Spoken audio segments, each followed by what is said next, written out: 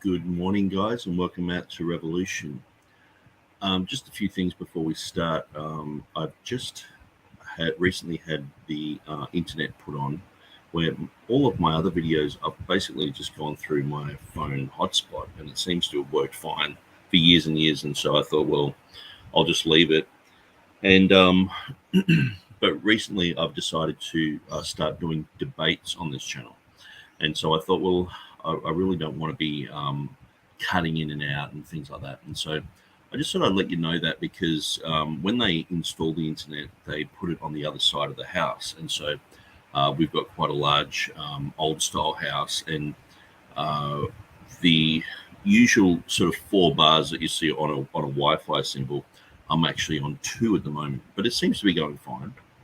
I just sort of let you know that I do have my backup with me, but basically what I need to do is I need to hardwire my computer to the modem. And so I just sort of let you know that is a bit of a technical issue that I'm going through. It shouldn't interrupt us today at all, hopefully. But what we're going to do is we're going to go through this recent video that came out yesterday. Do Westcott and Hort rule New Testament textual criticism? So this is a video by Mark Ward, and this is part of the Textual Confidence Collective. So you might remember that the Textual Confidence Collective brought out a bunch of videos. I went through them and evaluated them as they were coming out, and I want to do the same with these too. I want to keep my finger on the pulse and talk about things as it's happening in real time, because sometimes what happens is you can examine the first video, and then the second one comes out, and armed with a critique of what they've said in the first video can give you a whole different perspective of looking at the second video or the third video. And so apparently, well, this one's come out with, most people might know Peter Gurry and Maurice Robinson and Timothy Berg, but there's another guy called Abadan Shah, and so he is an expert in manuscripts. And so he's in the video that I'm about to show. So I'll just put this one up here so you can see it. And I'm just reading from this little blurb here. So the second video will come out on February the 8th. The sin of slander. It's going to be interesting, especially from someone like Mark Ward, who calls us all Ruckmanites. If we believe that we have the perfect word of God, we're Ruckmanites. What an amazing thing. And from Timothy Berg and Mark Ward, who called Bryan Ross, who befriended Bryan Ross, and then basically turned around and called him a coward. And everyone was just like, I thought you were friends with this guy, because Bryan Ross was just sort of like, okay, I'll be your friend. Let's talk mutually, and let's show respect and all the things that they demand. And he was jumping through the hoops, and then they just threw the hoop up way too high, and it's like, I can't jump through that hoop.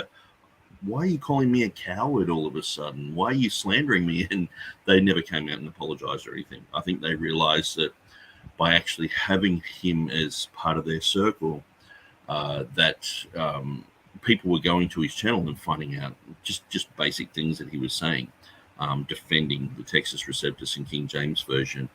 And it was enough bullets to just totally destroy their position. And so he did quite a few videos against the Textual Confidence Collective as well. And so we're all sort of on the same page, roughly on the same page. I mean, me and Bryan Ross, we might, have a few arguments here over a jot and a tittle, but most of the time I listen to his stuff. I think it's great. His history lessons on the King James are invaluable, and I recommend everyone go there and watch those. So then we got episode number 3 is coming out on February the 15th. Common Slanders of Westcott and Hort. Okay. And then episode 4, February 22nd, Genuine Problems of Westcott and Hort. So at the end of the day, what I'm going to do now, I've gone through the first person that I thought who is a little bit more balanced than most who are labeled King James only is David Cloud, and he seems to be respected by a lot of people. And so I know David Cloud's written quite a lot about Westcott and Hort, And also he's written about certain other characters who are involved in the industry of the textual criticism industry, or the Bible industrial complex. And so people who have chairs and are part of certain departments, but these guys are all sort of working towards either getting to the original text of Ulsgun's text, or the text closest to the original, the 4th century text, or whatever they claim to be getting towards. But these people are working towards that. They're getting paid for their position in that, and so they will defend everyone on their team. And so you have people who are they'll defend Westcott and Hort, they'll defend Tregelles, they'll defend Tischendorf, and even if they don't really defend them, they'll sort of wave their hand and overlook some of the glaring problems with the methodologies of these people, their presuppositions. Sometimes it's their theology. My main thing, just straight from the outset with Westcott and Hort, because it's a bit like when people have a conspiracy theory, it's some people say really dumb things to try to back up a conspiracy theory. Okay. It's like, JFK getting shot. Now, there's some pretty dumb theories out there, but there's some pretty good ones. And so if you focus on the good ones and you just leave the dumb ones out, usually you can sort of get a bit of a more accurate understanding of what's going on, in a sense where, knowing, JFK's relationship with the CIA and Alan Dulles, having basically an El Dorado, a gold mine in Papua New Guinea, where I've been 13 times, but on the Indonesian side, and knowing that JFK was going to, JFK was basically supporting Suharto at the time, and he was supporting the Indonesian government, which was against Dulles, who was the head of the CIA, and they just had to get rid of JFK. And so it's quite a plausible theory that happened. I don't know how, the magic bullet theory and all that other stuff, but for me, motive is a strong thing, and to see that most people feel that that president was killed by his own people. And that happens. That happened with the Rabin assassination in Israel. And most people do think it was the Israeli government who killed Rabin for being too liberal towards the Palestinians. And we see that issue is still happening today. But when you talk to Israelis, they're like, yeah, Rabin, he was shot by our own people. They got rid of him. And that happens throughout history. That's happened with royal families, people being killed by other members of the family and things like that. And so it's not like so far-fetched that it's an Area 51 alien stuff. But I try to just stick with those facts, because people ask me questions all the time. What do you think about this? What do you think about the moon landing? What do you think about 9/11? What do you think about? And so usually the King James issue gets thrown into that conspiracy world. There is kooky conspiracy world, which is just people just making up stuff on the fly, or listening to someone who's made a video. There's no facts, there's no stats, it's just an opinion. But I prefer to listen to intellectuals. I prefer to listen to people who know their stuff. And so understanding something like the military-industrial complex in the United States, it's not rocket science. All you have to do is listen to maybe, former members of the CIA, former military generals, people who have been involved with this. And even, Eisenhower was mentioning this, the president, so it's not like such a far out theory. And this has happened in Rome. This has happened in China. This has happened in many other places. And so if you listen to the experts, oftentimes what can happen is people feel that you are either in kooky conspiracy land because they just simply don't know what you're talking about. They're not educated enough to grasp what you're saying. So they just label you as a kooky conspiracy theorist. Or you can jump into that kooky land. And unfortunately, what's happened with King James onlyism, the Gail Ripplinger type of thing, Ruckman believed in blue-blooded aliens, and he had all sorts of strange and bizarre concepts. And so what happens is people go, King James onlyism, that's that land. Ruckmanism, that's that land. You're kooky, you're strange, you're weird. And so you end up having to come from a position where you're already like, well, I guess I'm already labeled a conspiracy theorist. I'm already labeled a Ruckmanite. I'm already labeled an Andersonite. And so you have to actually come from that position, because you're sort of popping your head in the room and going, hi, guys, I think the Textus Receptus is the received text of the church, and I believe the King James translation is without error. And you say those type of things, and Mark Ward straight away goes, Ruckmanite, and most people do. They're trained to do that. They're trained to respond. So usually there's the cause and the effect. Some things exist for each other. The criticism is there because of certain claims that are being made.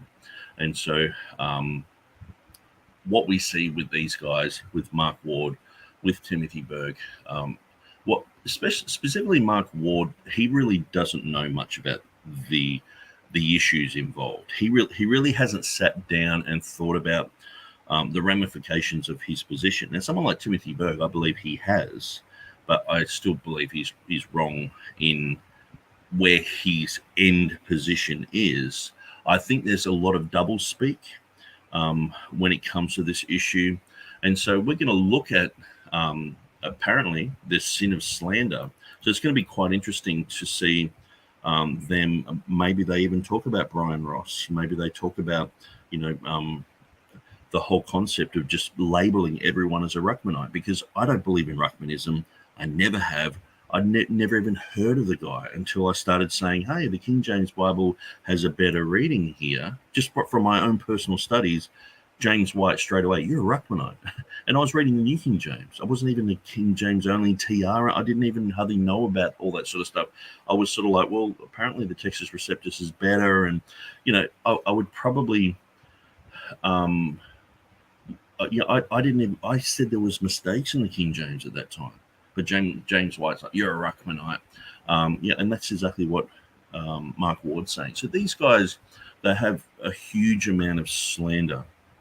And so what I've found is, with some certain things in life, if you're going to make certain claims, I'd just say you're a fitness guru and you're saying, hey, well, drinking apple juice from the blender is going to revolutionize your life, and you really think that's, I'm only just making this up, but you really think that that's going to benefit your friends, you really think it's going to help people to overcome issues with their health and all the rest of it. You really have to push through all this wacky stuff, and there's people out there who are saying you need to drink your own urine. There are people out there who are doing all sorts of strange and bizarre things in the name of health. So you have to break through all that. I mean, look at all the ridiculous stuff that came out with COVID in the name of health. So the whole health industry is just totally destroyed. And so this is the problem with the Bible industrial complex. These guys have the narrative. They're like, well, we've got the Bible. We're the scholars here. These other people are just, they're unfortunate people who probably, handle snakes and stuff down in the South. And, they're dimwits. Now, they won't come out and just, say, hey, these guys are, borderline brain dead. But they imply this all the way through. And what it is passive aggressive. So watch for the passive aggressiveness. This is what we did last time. We just stopped, Mark Ward. Every time he would speak, he would say, oh, this is the only Textus Receptus advocate I've ever found who's kind. It's like, what? So every TR person is unkind except for this person? That's passive aggressive. And so these people, I don't even know if Mark Ward knows that he's doing this, but he's basically, these people are highbrow. They sit in their tower, they're looking down on other people and just mocking them and saying, you guys are Ruckmanites, you guys are poor people. And, I'm bending my knee down to help you up, brother. but only if you've got a humble heart. And all this sort of double speak of like, you have to be charitable, but they're not charitable. Look at how they treated Bryan Ross. Look at it. They're treating everyone the same way by saying they're Ruckmanites if they believe the Bible is without error. And see, the strange thing is they throw me into King James only land. Okay, I've done my own version of the Bible. How on earth? Like, I wouldn't fit in with the Ruckmanites. I wouldn't fit in with the Andersonites. I wouldn't fit in with any of them. But apparently, these guys are just like, you're a Ruckmanite. So they just they've got a hammer. Everything's a nail. You're this, you're that. And it's going to be so interesting to see how they're going to clear up all this slander, apparently, of Westcott and Hort. Now, the reason I said all that about the conspiracy stuff and all the rest of it is because Westcott and Hort had Unitarians like Jehovah's Witnesses working on their text. Okay, so I'm going to show this all the way through. I'm going to show you George Van Smith's head is just going to keep popping up here because these guys were working with people who were like Jehovah's Witnesses. And it got to the point where these Unitarians had communion with them. Okay, so they considered them brethren. Unitarians don't believe in the Trinity. They don't believe in the deity of Christ. Now, George Van Smith, you know how they always say, oh, well, there's no cardinal doctrines affected, there's no major doctrines affected, and all this sort of stuff. Well, George Van Smith wrote a book about the doctrines that are affected, the readings that support Unitarianism from the Revised Version. Isn't that amazing? From Westcott and Hort's text. Now, these guys are sort of, what they do is they try to separate everything. Okay. Now, I've noticed this whenever there's a complex issue, to have, you go to, it's like the whack-a-mole thing, the game at the carnival or whatever you call it. The mole comes up and you go to hit it, and another one comes up and you go to hit that. And it's like, by creating different heads of different departments and different, groups, you're sort of like, well, I'm blaming Westcott and Hort. And they're like, no, you can't blame them. It was actually Ellicott. And you're like, okay, I'll blame Ellicott. It's like, well, actually, that reading didn't come around to the American revised version. Well, I'll blame them. Or maybe it's Nestle, Everhard Nestle, maybe it's his fault, or maybe it's Tischendorf. And so you got that. What they do is you say, oh, well, it's Westcott and Hort's fault, which is, sort of like, as you're driving past the place, you're sort of looking, going, yeah, that problem was caused by Westcott and Hort. But then when you get into all the details, oh, no, you're wrong there. And just the fact that they'll go, oh, you're wrong on that tiny little detail, oh, you must be wrong on everything, sort of thing. And so it's a bit like in the United States, you have the FBI do something bad and wrong, and, well, that they will blame the CIA, or the CIA never gave us information. And the CIA were like, well, we were, our hands were tied by the NSA because, paperwork and all this stuff. And, if we had the laws changed, we could go into people's houses and do this and do that. And so you've got different departments sort of blaming each other. But at the end of the day, if you're not an American, you just look at it and go, it's America. It's either the military or it's one of their secret agencies or whatever. It's like, it's America. If you zoom right in, that they'll get right into like pitting, Rumsfeld against George Bush. Oh, well, it was his idea to go in and, all this sort of stuff. And it was his idea to kill, 1.5 million Iraqis. It wasn't my idea, And so anyway, let's get into this video. So John Moore's come in with a question. With your translation, how did you translate Isaiah 14:12, Morningstar Lucifer? I haven't done the Old Testament yet, but I am very certain that Lucifer will remain Lucifer in my edition of the Old Testament. So hopefully that helps you. A. Hennis says, goodish evening or morning, Mr. Sayers. I'm sure you said that with a southern drawl, and with you're probably handling a snake at the moment, like, just trying not to let it bite you in the face and drinking poison, I guess, that's why they don't have the last 12 verses of Mark, of course. I was really hoping that the Textual Confidence Collective would have remained a distant memory, a bad idea realized and then moved on. But no, reanimation is real. Yes, unfortunately, we are being plagued by the eternal Textual Confidence Collective videos. We've got 4 more that we have to look at, so that's probably going to be 15 of my videos that go forever.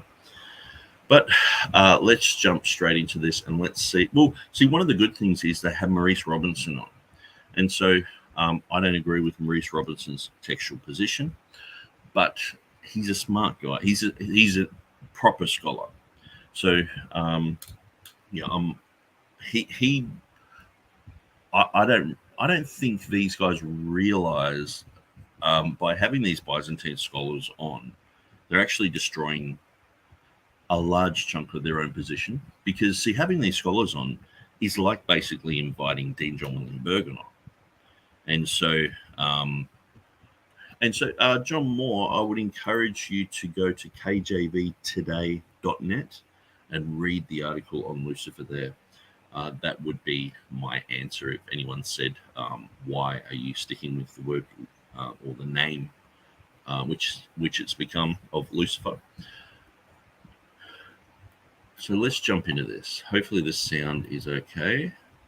I'll turn everything up on my end. Let's go.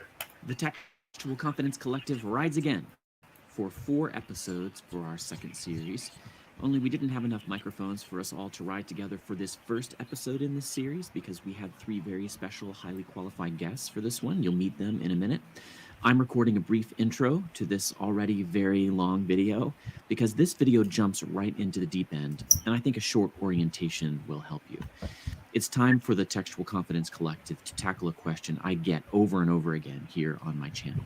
Shouldn't we reject all modern Bibles because they all come from Westcott and Hort, and weren't they untrustworthy? This was the argument I specifically recall hearing from my pastor when I was a teenager in a King James only church. Westcott and Hort were occultists and apostates, I was told, and all modern Bibles trace to them, so we should all just use only the King James, I was told. Tim Berg is our resident Westcott and Hort expert, as you'll see in the coming 4 videos, so he will lead this first discussion with special guests Dr. Peter Gurry, a critical text proponent, and Drs. Abhidhan Shah and Maurice Robinson, who take a Byzantine priority position. And here's what they're going to discuss, though I warn you, it takes about 40 minutes, right at 40, of preliminaries before they really get into it. These are textual critics, after all, detail guys. Anyway, they will discuss whether the ideas of Westcott and Hort really control the current practice of New Testament textual criticism. In short, the answer is no. In long, the answer is, as it always is with textual criticism of any document, it's complicated. Some ideas championed by Westcott and Hort are still powerful among Christians who study the history of the Greek New Testament, but the field made progress before them, and it has continued to move since then, as you'll see. So it's just not as simple as saying, before Westcott and Hort came along, everybody trusted the Textus Receptus, and now everybody but King James readers takes Westcott and Hort's unbelieving perspective. And the fact is... And so notice he's got a huge sentence there. Before Westcott and Hort came along, everyone just trusted the Textus Receptus in the King James Bible, but now they have to trust unbelievers. It's like, well, some people are saying these guys are unbelievers, but what they wrote was certainly, a lot of it was orthodox, but some of it is troubling, and so it's not like, these guys were absolute angels, but what you see written is, a defense of the resurrection and this sort of thing. But at the end of the day, like even Jehovah's Witnesses write material on defending the resurrection of Jesus, defending creation. God made everything. And, it doesn't mean you're saved. It doesn't mean you're born again.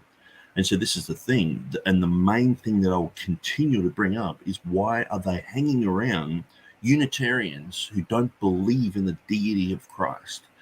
Like, if I didn't,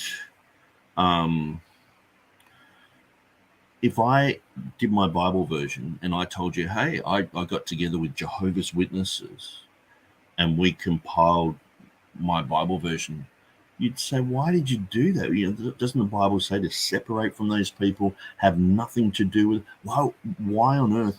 Not only you wouldn't hang around them, but why on earth would you do a Bible project with them? And so this is the thing, and I'm sure that these guys, that they'll probably have to touch on it, because it's the elephant in the room. I mean, there's about 15 elephants in the room, but I'm only just bringing up one because I know quite a bit about it. And so it's like I was saying with all these other theories and things like that. You can go into kooky land or whatever, and into things that people are like, well, I'm not really sure about. I mean, I can just show you, who exactly George Van Smith is and his relationship with Westcott and Hort and how they fought to have him on the committee. That he was going to get kicked off.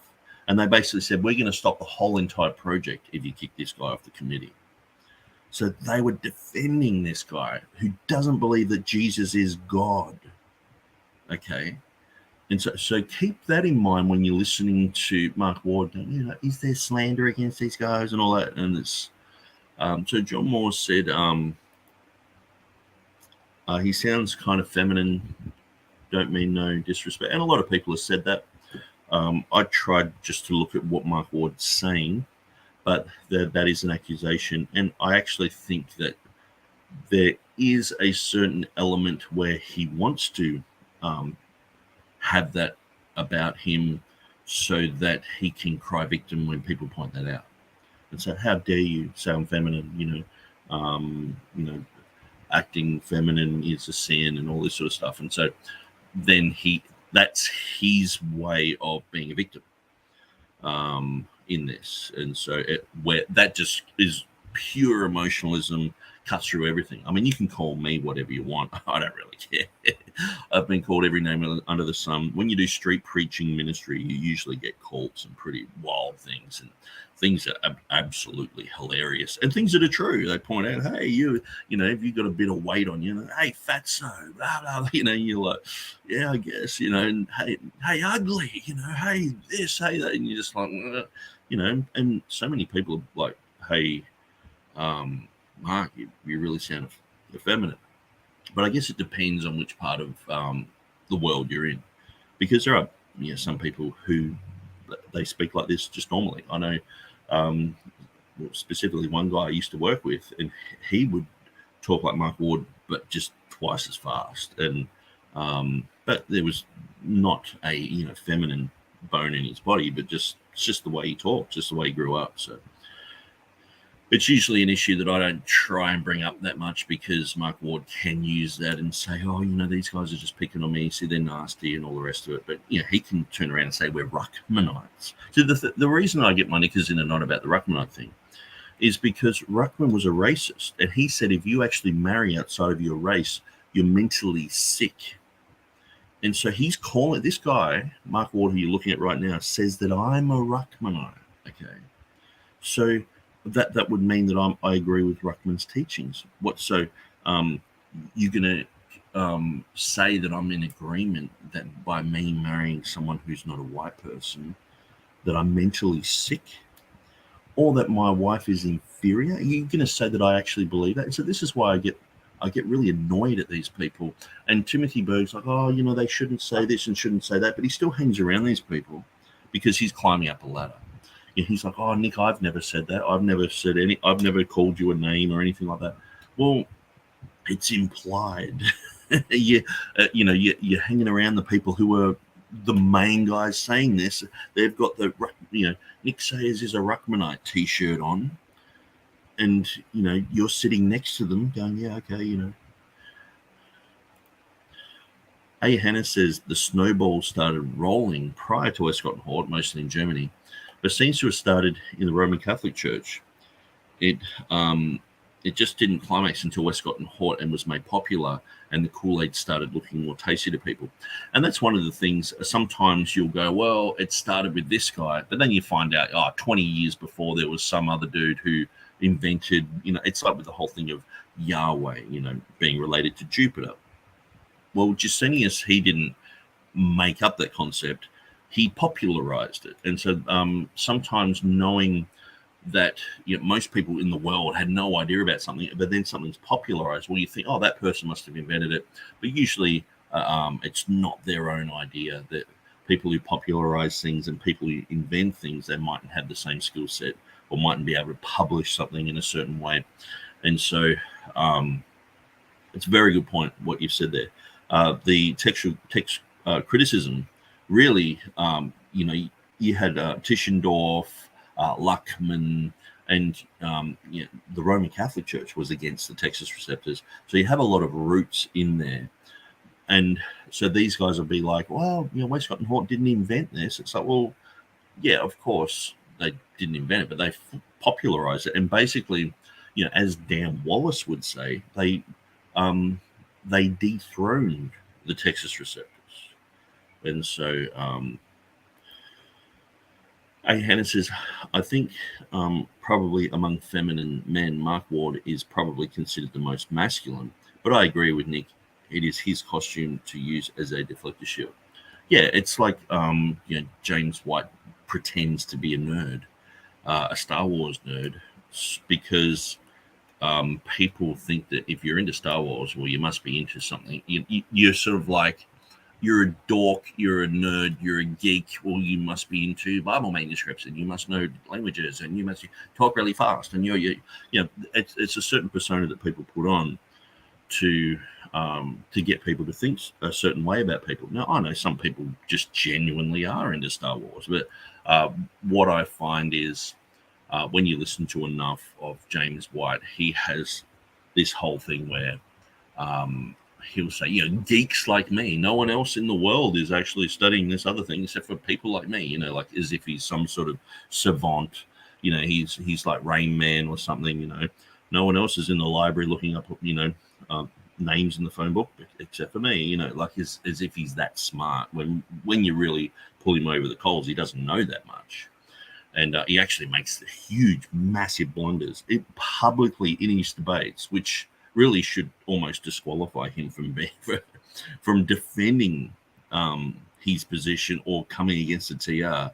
I mean, just go and watch some of his debates where he talks about the Alene brothers. It's like, no, you've messed them up with Aldus Manutius and at the Aldus Manutius print house in 1518 printing the Aldine Bible, and you've mixed that up with the Elzevers, which is like 100 years later, who did a Textus Receptus edition and were uncle and nephew. And it's like the Alene brothers. It's like, oh, when he says stuff like that, I'm like, then you've just actually conflated about 6 different stories into one. But he's not revising himself over this sort of stuff. He's like, well, I've already, I've defeated that. I've written a book about it. It's popular. So that's all I have to do. He's not really, trying to keep on the ball, keep his finger on the pulse and try to, really have a good, strong argument. He's just like getting, promoting the Legacy Standard Bible, for crying out loud. A. Hannah says, I'm going to quit commenting so you can get with the textual commentary, textual criticism, whatever they call it. What is it? The Textual Confidence Collective. And so, yeah, thanks for bringing that name up as well. The Textual Confidence Collective. So these guys say, we have confidence in our text. So notice these weasel words. We have confidence in our text. Okay, how much confidence? Well, not 100%. So it's a bit like, will this cup hold water? Yeah, it holds water. So it's not going to leak? Oh, of course it's going to leak. What, are you stupid? It's like, oh, okay. So you've got a cup that's leaky. They feel that if you believe in 100% that you have the words of God today, you are a Ruckmanite, okay? That you are basically an occultist. That's how far they will go with that. You're out of the will of God, because God throughout history has proven that there's no perfect Bible anywhere, and so how dare you say this type of thing. It's just your position is an aberration. You have to admit to yourself that there's mistakes. And once you do that, then you join them in their textual confidence. It's not 100%, but we're confident. That's why they call themselves the Confidence Collective. But then on the other side, you don't want to be a skeptic like Bart Ehrman. So don't go that far. Just be skeptical enough so that you might say, well, let's just throw out, say, 10,000 words, Greek words of the New Testament. Let's just throw them out. That's perfectly fine. Or you might only want to throw out 500 words, like you might be a majority text guy, as long as you don't say we have all the words. But see, the amazing thing is it's not a biblical position. Revelation chapter 22, now regardless of whether some people say it's only related to the book of Revelation, if you do a study on that, clearly all the way through the Bible, there's this theme of don't add, don't subtract, and all the rest of it. But just say it is only the book of Revelation. It still applies, okay, what I'm saying. How can you commit this sin where your name gets taken, your part gets taken from the book of life? How can you actually commit that sin of adding and subtracting words if you don't know where the words are?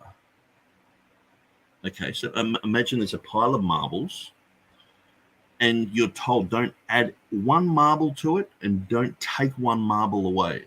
Okay, how do you know you're committing that sin if you don't know where the marbles are? So this is the thing. These guys don't have a definitive text. Their text could change tomorrow. They could turn around and say, well, we've got the NA 29 edition. We've just done the book of Revelation. We've studied that through and we're going to omit 100 words. How do you know that they're not omitting 100 words from the text that God wants us to have? Or how do you know that their text doesn't have extra words? How can they commit the sin of adding and subtracting? So the thing is, I know where the words of God are. If someone was to put a gun to my head right now and say, Nick, I want you to go through the book of Revelation, pick a chapter 16, and I want you to delete these 5 words in a row from the King James Bible or from the Textus Receptus. Delete. I know deep down I would be committing that sin if I said, no, they're no longer part of the Word of God. And so these guys don't have a standard. That their standard is constantly shifting, so they can never know if they've committed that sin. It's a bit like, what is truth? How can you ever know if you're lying if you don't know what truth is, sort of thing? And so their text is subjective. Their truth is subjective. They don't have a concrete standard. We have a standard that's concrete. We know if I was to say, for God so loved the world that whosoever believes in him shall not perish but have everlasting life. You're like, hang on. You missed out a bit of that verse. And deep down what the words of God say. And it's especially if you follow the King James Bible, if you read and memorize the King James Bible, I'll be in the middle of a sermon and just go, hang on. Now that pastor just misquoted, or he's left out a word, or he's mistranslated something on the fly, and you just know, hang on, he's adding and subtracting to the word. Now, I think that specifically when it's talking about adding and subtracting, I think it's to do with the apograph. So you have the autograph, which is the original, but the apographs, the copies, things being copied or things being translated, they should be as accurate as possible. And we see people like Marcion in the early church were hugely frowned upon. The most hated guy in the early church was Marcion, because he was destroying the Bible. He was just doing he was like a Bart Ehrman of that era. And the thing is, how did the early church know that he was destroying the Bible? If he's like, well, we've got my version, we've got the majority text here, or then we've got the Tyndale House text here, and then we've got the Nestle Alarm 28 text here, 28 different editions. And then we got this, and we got that. Well, what we are saying is we already have a text. See, when James White's like, I want to know what Paul wrote. I want to know what John wrote. Well, we know what Paul wrote. We know what John wrote. We're not wanting to know what they wrote. We have the words of God. We have received the text. I mean, you don't see in the parable of the sower, the word gets spoken in people's hearts and all this sort of stuff. You don't see someone going, well, I'm not really sure if that came from God or not. I have to go and just check my manuscript evidence. Let me get back to you. I'll just spend a month of study to see if that word. No, they were receiving the words from the apostles. They were receiving the words written from Paul. Their hands were open to receive things. Where modern day textual criticism has turned this generation into a bunch of Bart Ehrmans. There are shipwrecks everywhere because of this methodology. The whole world has become a graveyard of people who have lost their faith by following the ridiculous and ungodly scholarship of text critics. And so as much as they want to cry out that we're orthodox and we're just good Christians and we care about people and all the rest of it, they're undermining your Bible. How can you have two different Bibles? How can you have two different Greek texts, 3 different Greek texts, 20 different Greek? There's got to be a text that's definitive. And we know the underlying Greek and Hebrew text of the King James Bible is akin to what was penned. And we know the King James Version is an accurate representation of those. And so we would say that's where the words of God are. It's very simple. And so these guys want to delete 12 verses, Pericope Adulterae, 12 verses, the last 12 verses of Mark. They want to delete the Comma Johanneum. They have 10,000. 8,000 changes. I said 10,000 before, but it wasn't. That was just sort of me getting hyper. The actual count is 2,900 less words that they have in the Nestle Alarm text from the Textus Receptus. So 2,900 less words. That's quite a lot. It's nearly 3,000 words. Okay. So when you're doing a word study and you read John chapter 1, verse 1, in the beginning was the Word was with God, and the Word was a God. You're like, oh, and you lose it. You're like, these guys, they're cultists, they're Jehovah's Witnesses. How dare they come against the deity of Christ?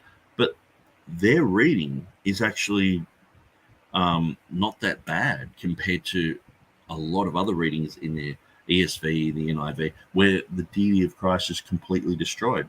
Instead of God was manifest in the flesh, they have he who appeared in a body, or who was manifest in the flesh, or these strange and bizarre readings which create an error in their Greek text. They have a predicate without a subject. It's a Greek schoolboy wouldn't make that error. They have a massive solecism there. It's probably the worst solecism in the critical text. But they still say it's true. And so they have to say it's a hymn theory. Paul was just going along talking about this text, and then he just broke out in a song and started singing. That's why even in the New King James, they have it in strophes. I know that's the wrong way to say it, but it's like a psalm. When you read through that, it's like a psalm. But they have the correct reading of God, Theos, but it's clearly a nomina sacra for Theos. They said, no, it's who appeared in a body, and it's strange, it's weird, it's bizarre. So these people, let me help you to understand who these people are. These people have the same type of spirit as Jehovah's Witnesses. Jehovah's Witnesses use the same text. They gravitate towards that. The Roman Catholics have gravitated towards this text, this corrupt text, filled with errors, filled with problems, filled with contradictions, filled with historical errors, filled with geographical errors, filled with genealogical errors. Their text is just abysmal. It's an abomination. It's an abortion. And they're saying that's the correct text. And so as we go through this, let's listen to what the majority text guys say, the real majority text guys, what they say about this text, because these guys scold Westcott and Hort, but then they come up with another text which has never really been utilized or seen or translated. There might be a couple of little translations here and there around today on the internet, but it's like nothing like the Textus Receptus or anything like that. But let's continue. They were not unbelievers. So in the 3 videos after this one in our new series, we in the Textual Confidence Collective will take a hard look at what Westcott and Hort actually believed. We will do our best to share with you, in their own words, what they believed about the deity of Christ, the inspiration of Scripture. In their own words. Of course they're going to say that. Scholars today tick all the boxes to remain in their parish, in their church, in their position in a university, in a college, whatever. They tick all the boxes and say, yes, I believe in the resurrection. Yes, I believe in the deity of Christ, blah, blah, blah. Of course they're going to do that. And the thing is, why then, if they believe in the Trinity, if they believe in the deity of Christ, why don't these people make a stand against George Van Smith? Answer that, Mark. Or are you a Smithite? Do you agree with George Van Smith?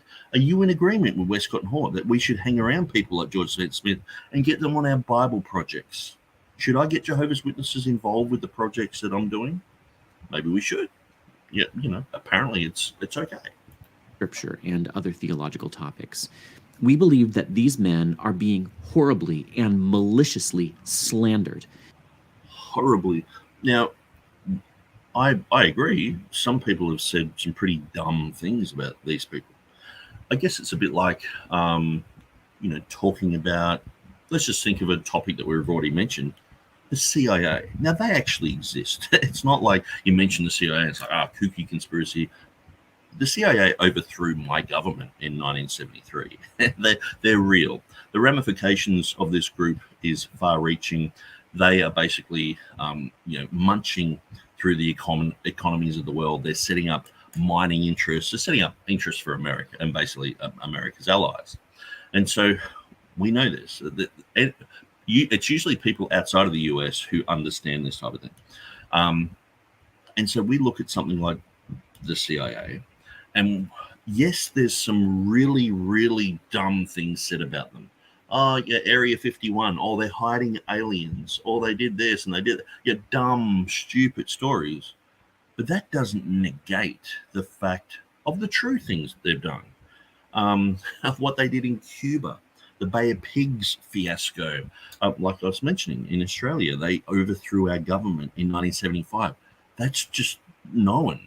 If you were to go, okay, well, what happened in Australia in 1975 in a classroom, be like, well, the Queen of England and the CIA overthrew our democratically elected government because it was getting too socialist. So they overthrew it. And that's happened throughout almost every country in the world. The CIA putting up puppet. I mean, Saddam Hussein was a CIA puppet. Bin Laden, CIA, the whole of Al Qaeda. I mean, I know the history of it. ISIS, through al-Nusra, through all the weapons through Benghazi and all that, CIA operatives. And the thing is, they really do things like that, okay? And so just because someone says, oh, Area 51, there's a military facility here and there, like even in Australia, we have Pine Gap, okay? So there's 1,000 people who spy on us Australians. We sold that land to the Americans for a peppercorn. A peppercorn. And it's almost like they're mocking us, and they spy on us. As soon as I say Pine Gap, that it comes up in the feeds, and they go, oh, why is this guy talking about us? But I'm not just talking about something strange. I mean, if you were to read Weiner's Legacy of Ashes, the history of the CIA,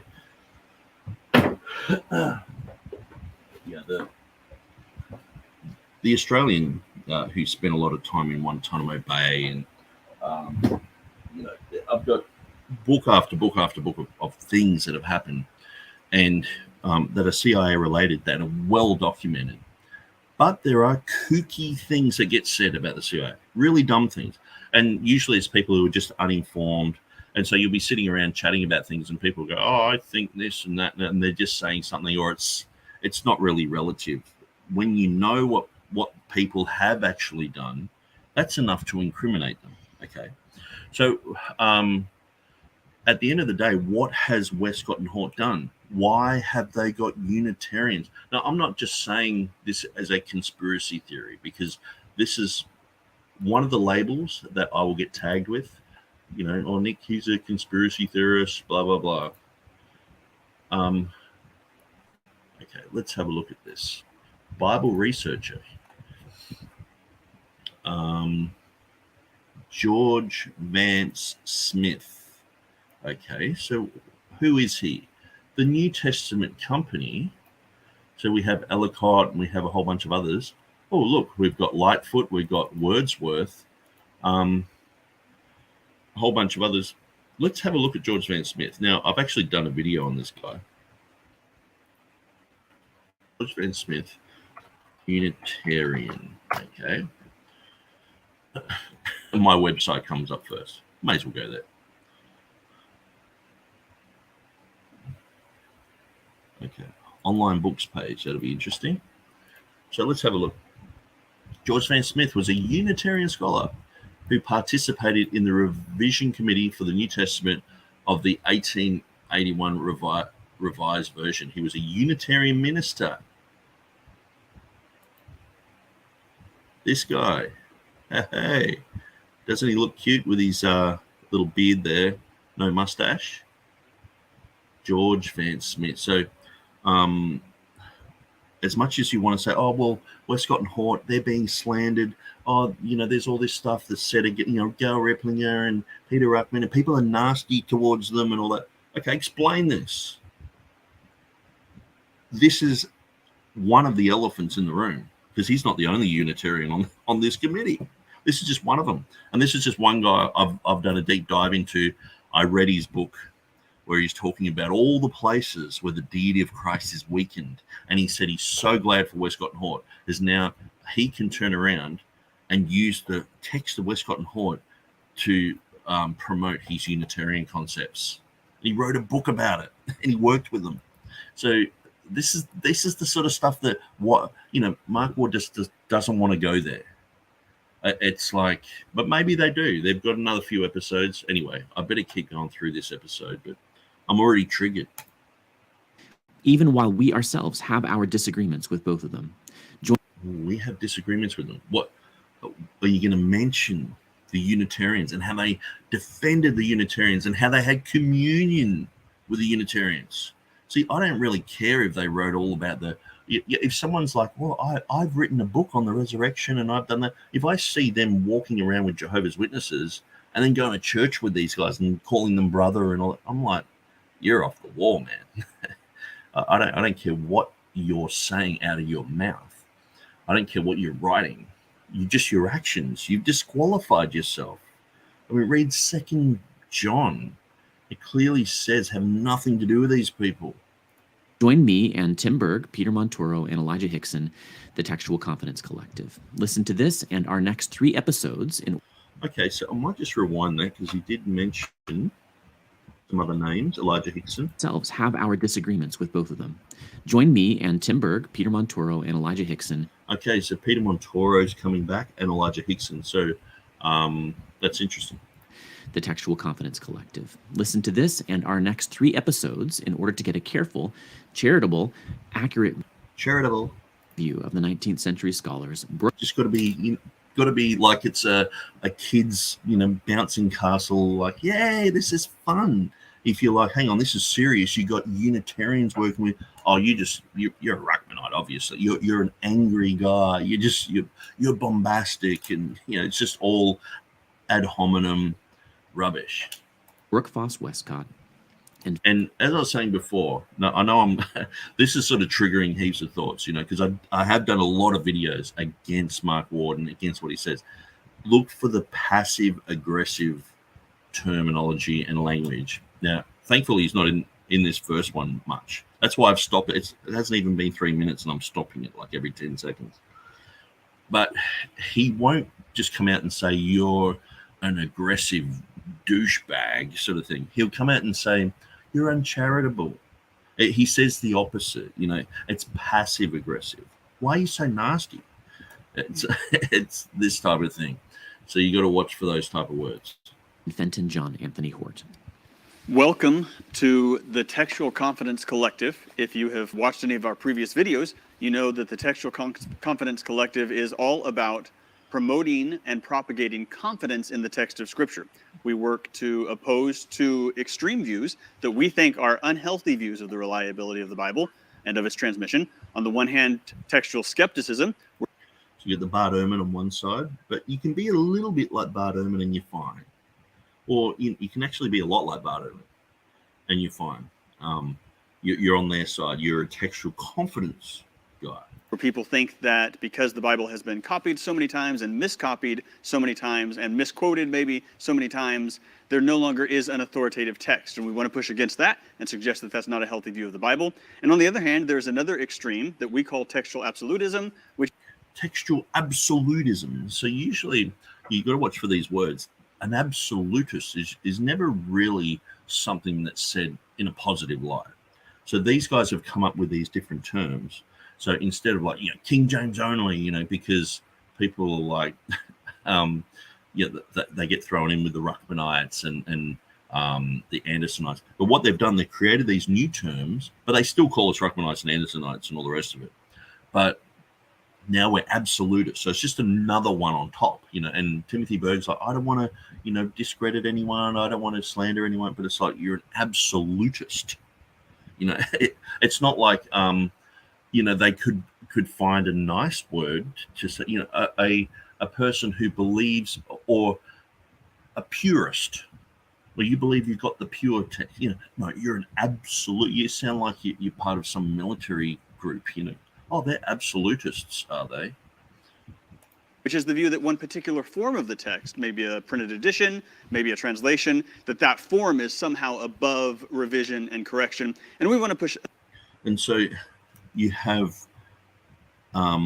if you know where the words of God are, you're an absolutist. You got a problem.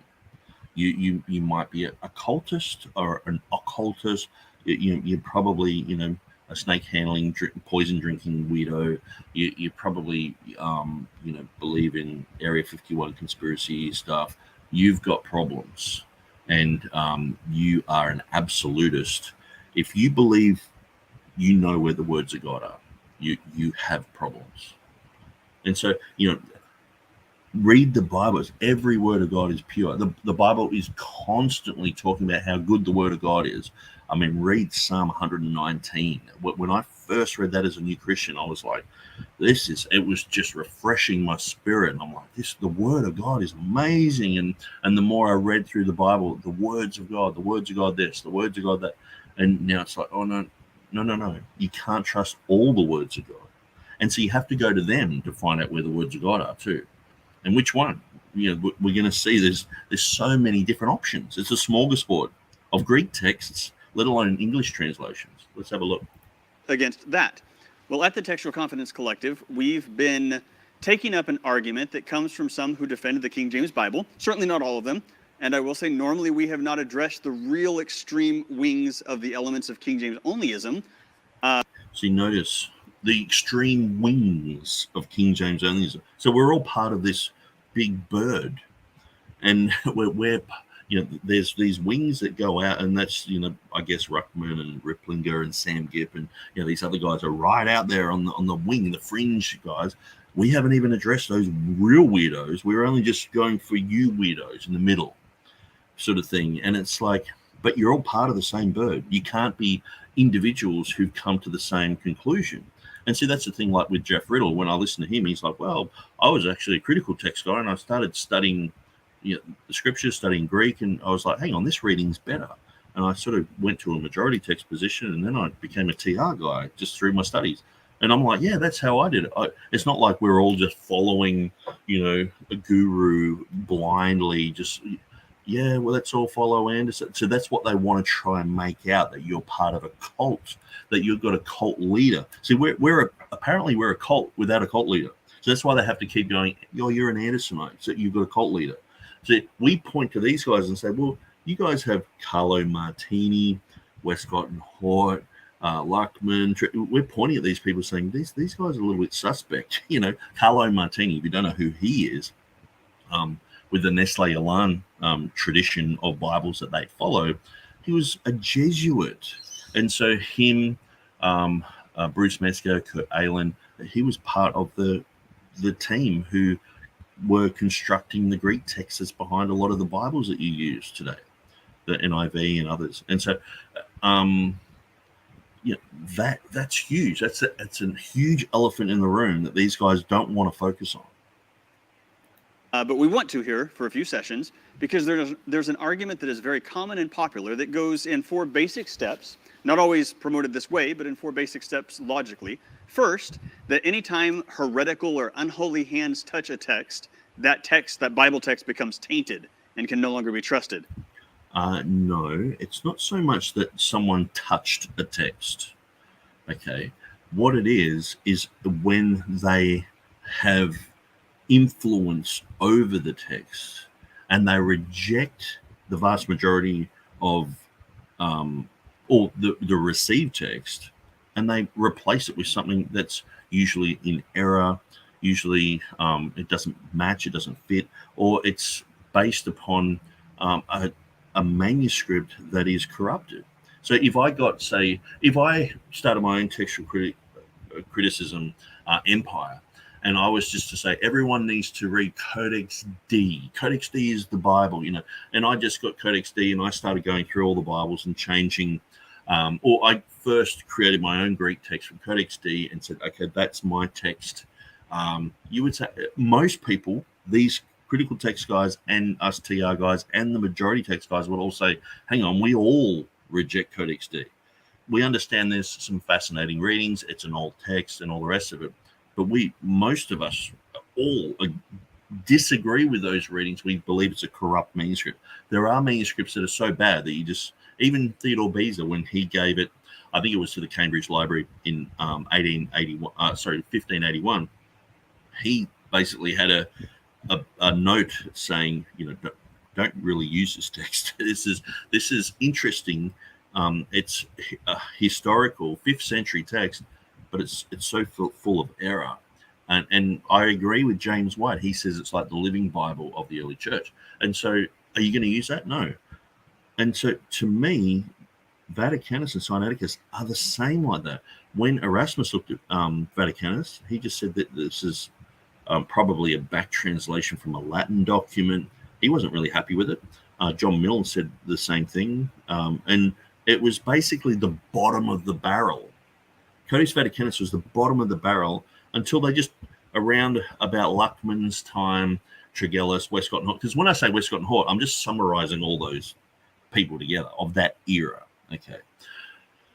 It's like they got the barrel and turned it upside down and said, well, Vaticanus is at the top now. And then they've discovered Codex Sinaiticus, and they've joined these two together.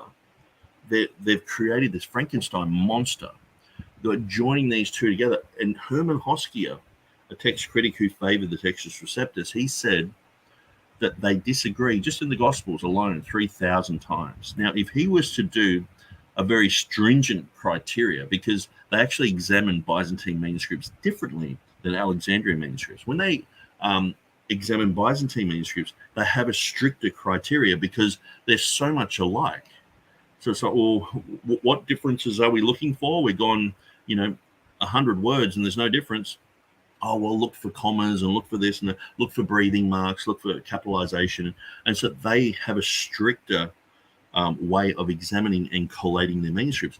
When you examine Vaticanus and Sinaiticus, when you look at the 3,000 differences that they have just in the Gospels, if they were to do that type of analysis the same way that they do to the Byzantine text, you would have many, many hundreds, thousands more issues and differences between those texts. And so to say that these two are the earliest, it's a bit like getting a 3-wheel bicycle and a unicycle and saying, well, this is the first ever mode of transport. It's like you got two here. They're different. How can you say that these are the representatives of what the early church had? So anyway, I'm already preaching. Let's let these guys talk. So it says here, we want to slow down and just go through everything. Anytime heretical or unholy hands touch an edition of a biblical text, that text becomes tainted and no longer can be trusted. I doubt anyone's really saying that. What we're saying is when these guys have influence over the words and change words, whether it's in the Hebrew, whether it's in the Greek, or whether it's changes in the English and the definition of words, like say monogenes, that instead of being only begotten, as it's always been in Greek for the last 2,000 years, the morphology and syntax of Greek hasn't changed that much. Probably about the same amount as English has changed from the King James Version, but Greek has been stable. The morphology and syntax of Greek has been stable since the Koine period. And so we know and can look at early church writings and documents and books and many other things, dictionaries, lexicons, that monogenes means only begotten. But they now say it means unique or one of a kind. Well, monodikos is a word for unique. That's been around for 2,000 years as well. And so why didn't they use that word? And what they're trying to do is squeeze in the only begotten God into John chapter 1. John chapter 1, verse 18, where it says, the only begotten Son, who is in the bosom of the Father, he hath declared him. They say, well, the unique God, or the one and only God. And because they have the word God there instead of Son. And so they, the NASB was honest and said the only begotten God. But that sounds very Jehovah's Witness-ish, doesn't it? If it's an only begotten God, well, isn't that Jesus being the lesser God? Like the word was a God. And so, as I was saying, the Jehovah's Witnesses, we cringe when we read their readings and go, hey, God. But half the time, you just go, 17 verses later, most of these modern Bibles are doing exactly the same thing. They have an only begotten God. But, we have to change that now to a unique God. And then what they do is they have to change the definition of monogenes in every spot then. So you have, for God so loved the world that he gave his one and only Son instead of his only begotten Son. So they have to change it everywhere because they've already changed it in one place. See, that's the thing. If you tweak one word in one place, they're like, let's change that to our favorite reading.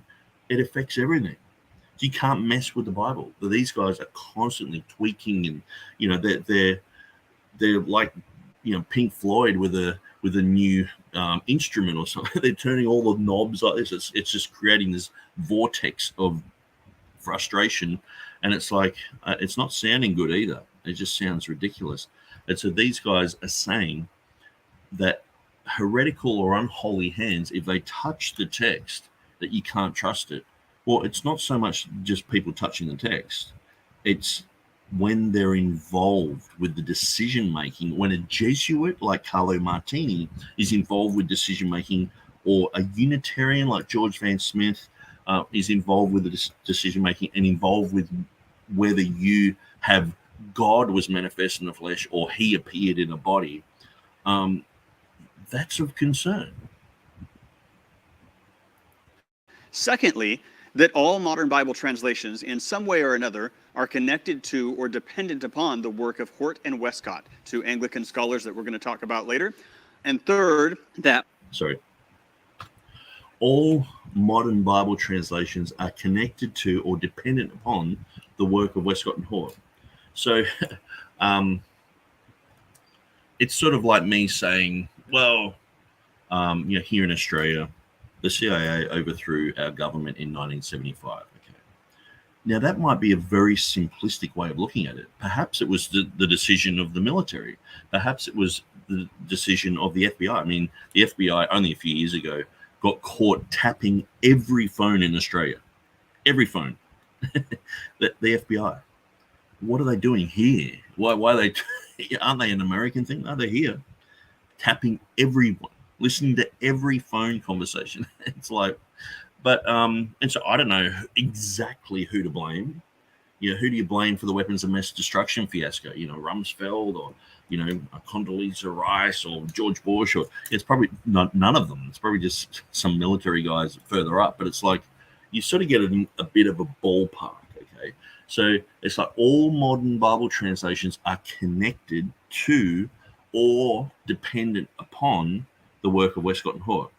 Now, I'm going to clearly show you that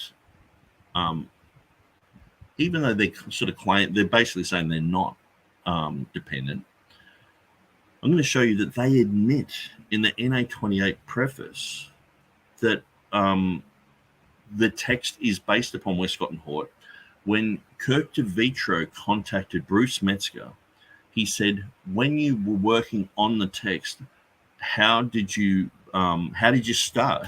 What did you do? What was the base for your Greek text? And they said, we firstly got the text of Westcott and Hort, and then we added and subtracted from that text what we saw fit. So it's a bit like, these guys will constantly say, the King James, it's not really a translation, just fresh translation from the Greek and Hebrew. It's a revision from the Bishop's Bible. So there's a certain element of truth in that, but it's not just a revision of the Bishop's Bible. They went to the originals. But the text that Metzger worked on, they said clearly they got Westcott and Hort as a base. So as much as these guys are saying, well, the King James is just a revision of the Bishop's Bible, we could say, well, the NA28 is just a revision of the Westcott and Hort text. I think there's about 700 departures, which really isn't that much. I mean, there's 260 chapters in the Bible. Okay, so if you were just to say, times that by 3, you're sort of looking at about 3 changes per chapter, which isn't that much. It's not a huge amount. It might be just a letter here and there. And so when you got a huge work like the New Testament, the changes add up. I just know proofreading things that I've done with New Testament work, going through it. It's like you amend one little thing. Like I say, you amend one little thing and it changes everything. You got to be really careful of what you amend. But all modern Bible translations are connected to or dependent upon the work of Westcott and Hort. So they're trying to come against that premise. I would say that definitely they are the biggest influences. And so they mightn't be every influence. So this is the thing. Sometimes they'll split hairs and say, see, here's something that's not influenced by Westcott and Hort. And it's like, obviously the majority text movement is probably not influenced by Westcott and Hort. But you read the books of majority text people, they've got the first 30 pages is all about Westcott and Hort.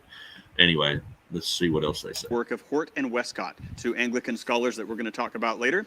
And third, that Hort and Westcott were apostates, with a whole long series of uncomfortable negative adjectives that are sometimes connected on there. And that therefore the conclusion is... Okay, so let's go back to here, because he didn't really read through it, did he? Hort and Westcott were apostates who denied the deity and resurrection of Jesus, hated evangelicals, denied the inspiration of Scripture, and dabbled in occult practices. So you notice they're going to the worst case scenario. It's like if I wanted to critique George Bush for, opening up the can of worms in Iraq and, 1.5 million civilians dying there, for the search of weapons of mass destruction, basically to keep the military-industrial complex going and to revive the American economy. If I wanted to be critical of George Bush, I would just mention facts and stats about him. Now, I could say, George Bush, he is part of the Bohemian Grove. He's part of the Illuminati. He's part, and just have these strange, bizarre things, and straw men argument usually. But people are saying those things. But I would, Westcott and Hort were apostates who denied the deity and resurrection of Jesus. Well, these were people in the Church of England. You have to tick all the boxes to remain in the Church of England.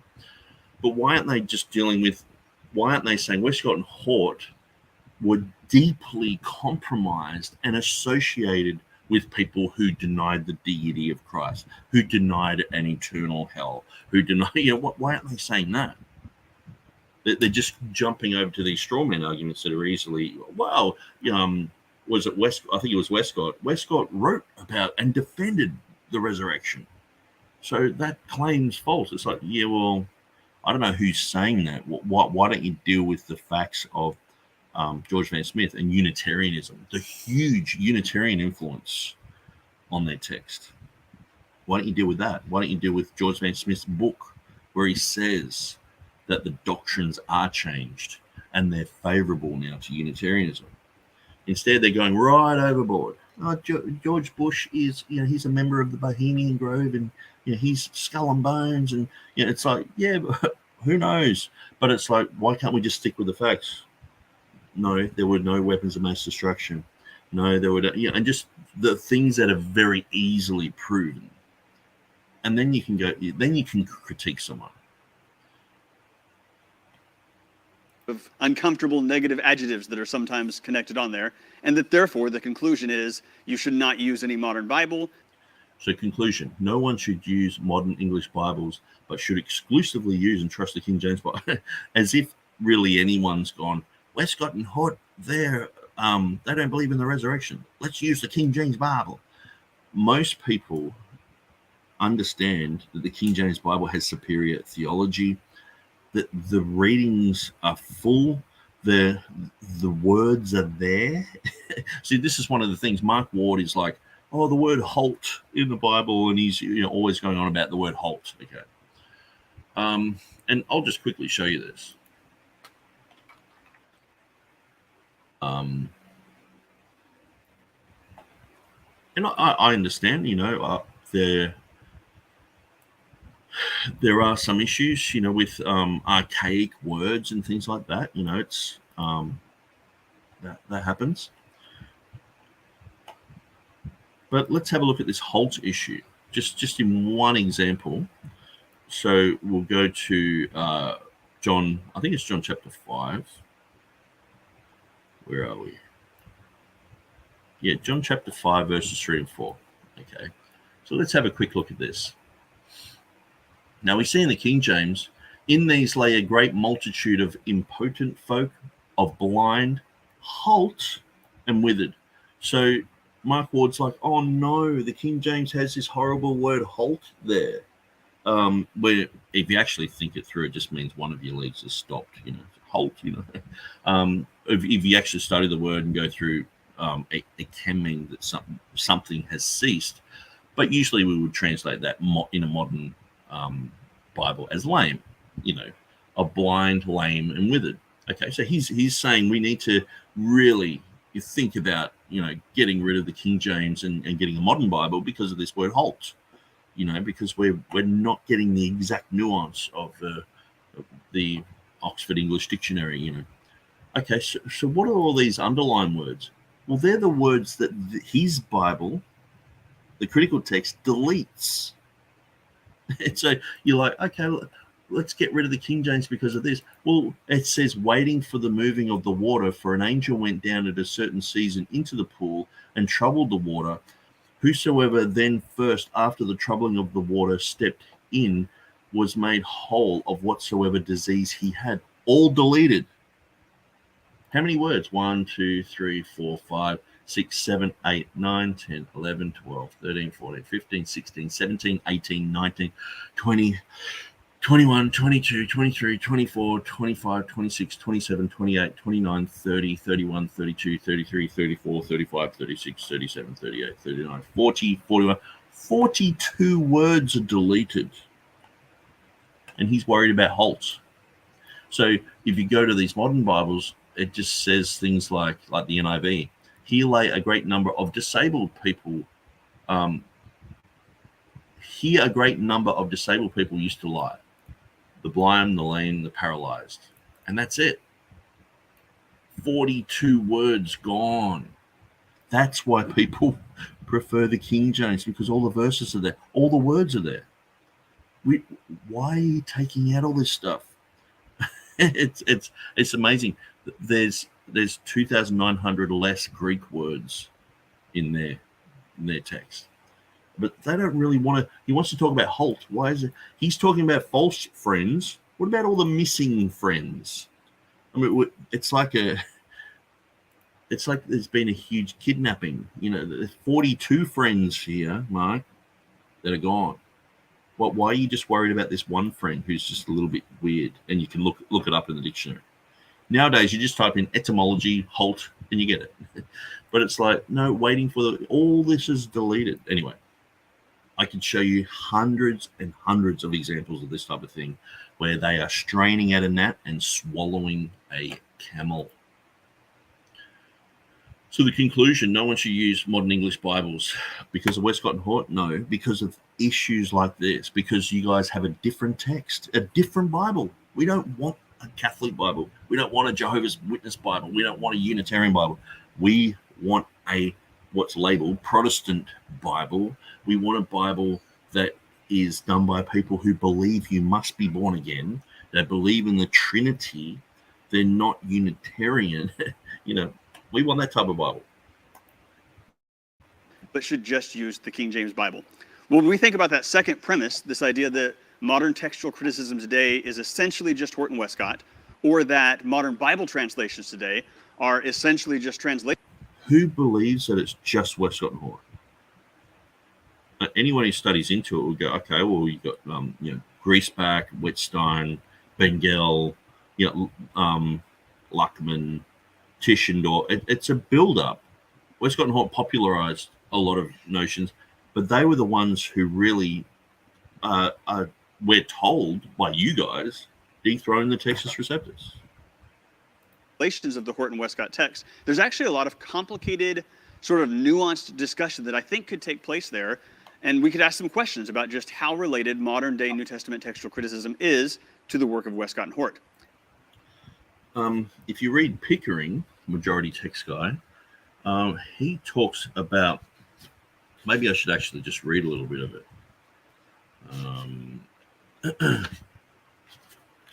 Eclecticism.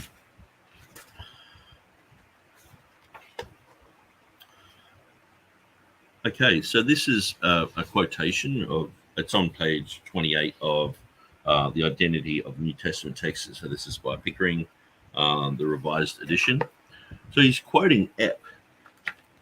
And Epp says, one response to the fact that our popular critical texts are still so close to that of Westcott and Hort might be that the kind of text arrived at by them and supported so widely by subsequent criticism is in fact and without question the best attainable New Testament text. Yet every textual critic knows that this similarity of text indicates rather that we have made little progress in textual theory since Westcott and Hort. And so there's a whole chapter on this whole thing of quotation after quotation of scholars saying that the critical text is basically Westcott and Hort text. And so it's not TR people, King James only people really saying that. And the thing is, if you let Maurice Robinson just talk all the way through this, he would explain this. You know what I mean?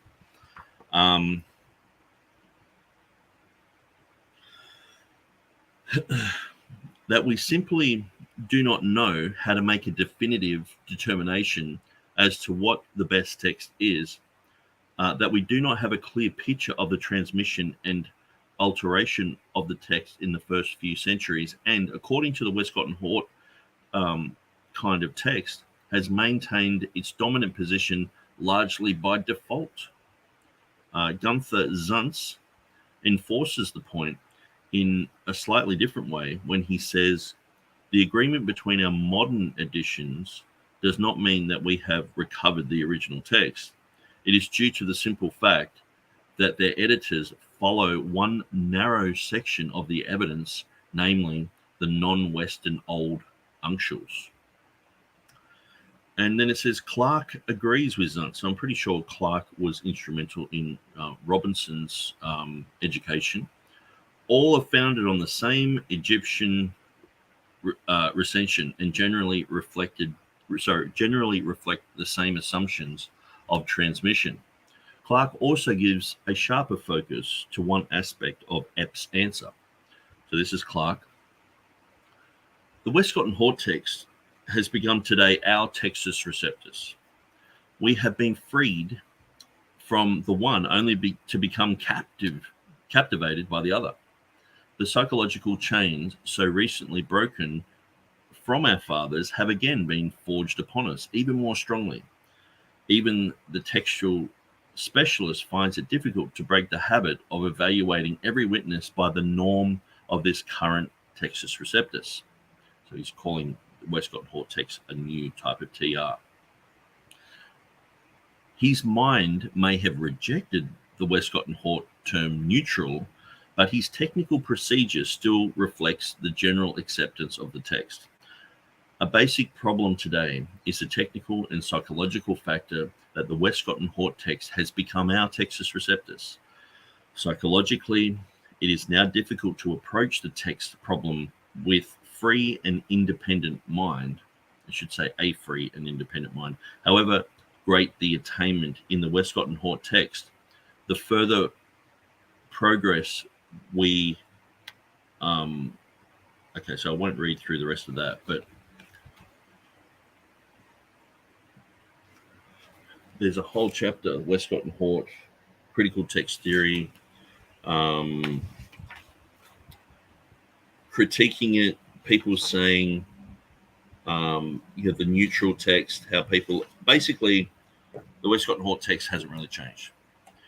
And so that's why it's similar. And that's all we're doing as Textus Receptus people, King James people, is stating what these scholars are saying, what their own scholars are saying. The reason why the text hasn't changed is because we're sort of digging in the same wells. We're not really looking outside of, we're not looking at the Byzantine issues. We've rejected the TR, and then it's like, well, that's it. That Westcott and Hort's on the throne, and that's what Metzger went to. And so I'll just show you this. Hopefully this comes up well, because actually, where did I put it? I'm pretty sure I downloaded it. Maybe. Haha.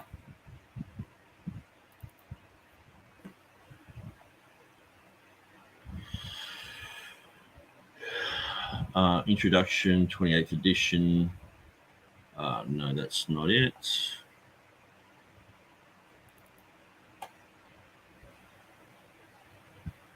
It's the same picture. Okay. So this is in the NA28. So I got this on my phone, so I just took a bit of a screenshot. In 1898, Everhard Nestle published the first edition of his Novum Testamentum Graece, based on a simple yet ingenious idea that it disseminated the insights of the textual criticism of that time through a hand edition designed for university and school studies and for church purposes. That's better. Nestle took the three leading scholarly editions of the Greek New Testament. So listen to this. This is the point that I'm trying to make. So he got the three leading New Testaments at the time: Tischendorf, Westcott and Hort, and Weymouth as a basis. Okay. After 1901, he replaced the later with Bernhard Weiss's 1894-1900 edition. Where their textual decisions differed from each other, Nestle chose for his own text the variant which was preferred by two of the editions included, while the variant of the third was put into the apparatus. So basically, he's got these three texts. They changed the Weymouth text to the Weiss text sort of almost immediately in the other editions. But so basically, they've got Tischendorf, Westcott and Hort, and Weiss. Okay, where they all agree, that's the Nestle text, and the only thing that's in the apparatus is where there's disagreement. Okay, so that's the apparatus. The text critical apparatus remained rudimentary in all the editions published by Everhard Nestle. A primary apparatus displayed as witnesses only the editions mentioned above, while a second apparatus initially contained only readings from Codex Beze. So this is the 5th century codex that is named after Theodore Beze because he had it. But this is the one I was saying is sort of like the living Bible of the early church. Subsequently, evidence from other important manuscripts was added.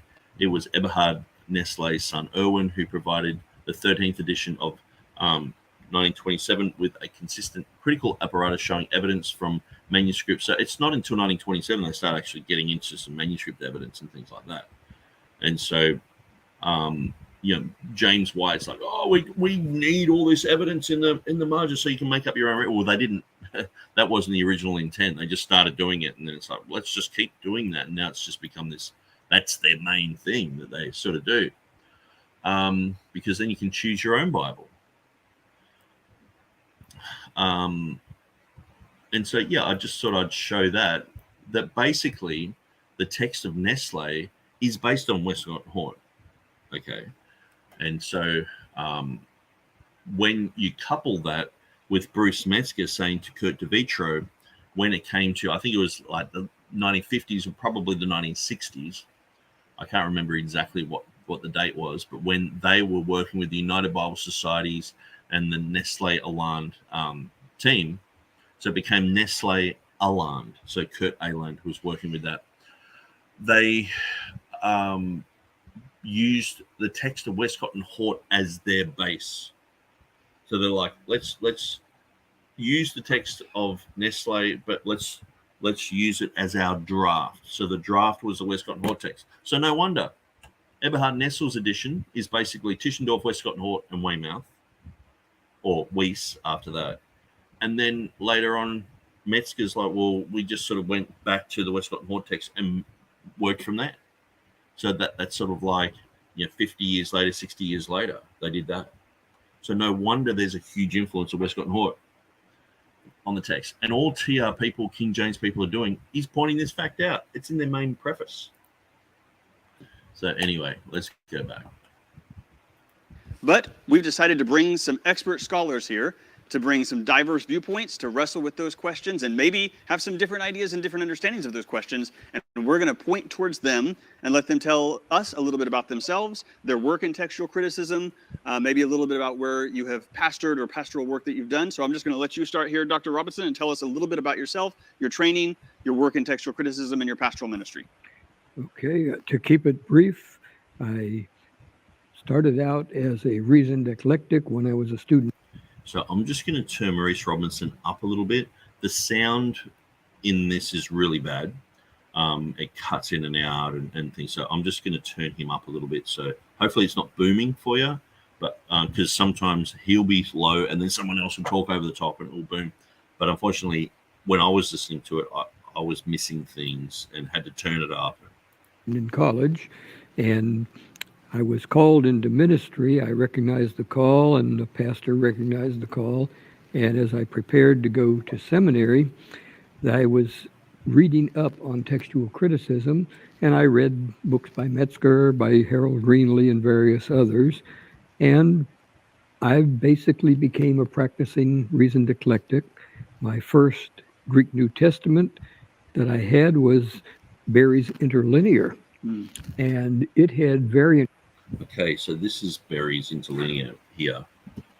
I don't know if you can see that.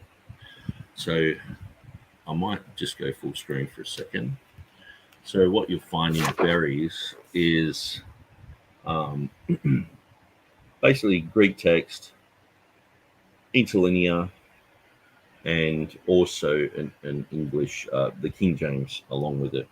And so what you'll find is some of these, like say the all at the top of the page there has a number 1 on it. So you'll find that when it's talking in a certain sequence, it will put a number there. As in English, that's the first word of the sentence. So it might go up to like 12 different places. So that one says number 1. So it's in a sequence. So I might actually show you that. So it's really hard. So where it has number 1, but you'll see that over here it's got like 4, 5, 6, 7. It gives 2, 3. So it gives you the order of how, because sometimes it sounds like Greeks backwards. They're saying things like not go to the shop sort of thing instead of do not go to the shop. But what he's mostly concerned about is this down the bottom. So you have all these other readings, and so this has mostly. So this is a Textus Receptus edition, the 1550 of Stephanus. It's not the underlying text of the King James, but it does have Ruckman and Westcott and Hort and a whole bunch of others. I can't remember exactly who it has. It should have a list here. So yeah, it's the Greek text. It has the Elzevirs 1626 text, and they're saying that's where the word Textus Receptus comes from, but it doesn't. It comes from the 1633.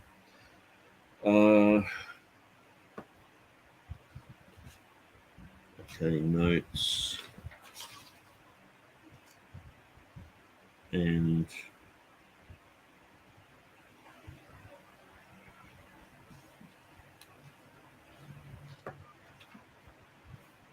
okay, yeah, sorry about this. I'm just trying to find out where exactly they're getting other readings from.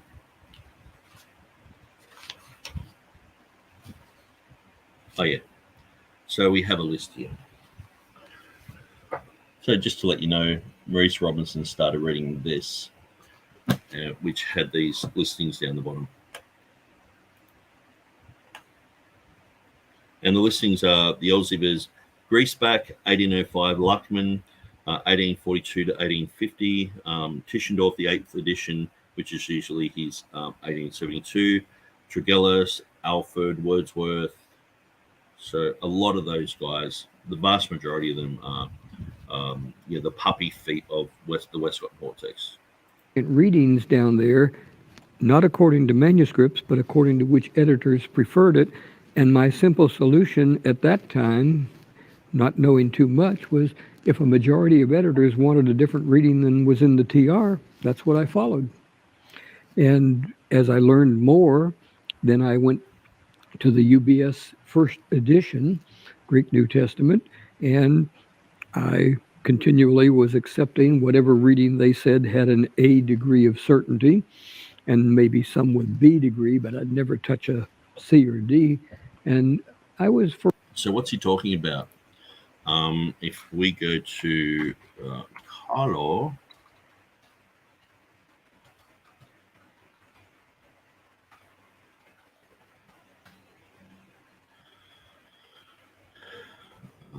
it should come up here. So this is Carlo Martini.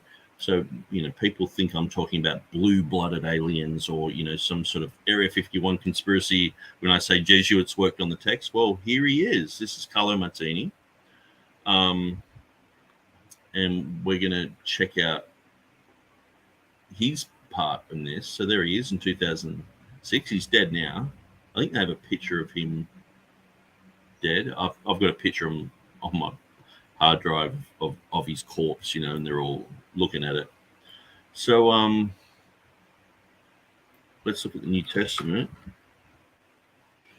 Okay, so it says here, furthermore, he received the honor of being the only Catholic member of the ecumenical committee that prepared the New Testament edition of the the New Greek edition of the New Testament, the Novum Testamentum Graece. So let's have a look at that. So this is the Nestle Aland. So this is the 28th edition. So that's the one I just read a bit of the preface. And so he worked on this text. Okay. So what happened? You had the Nestle text, which was built from the Westcott and Hort, the Weiss, and the Tischendorf. Okay.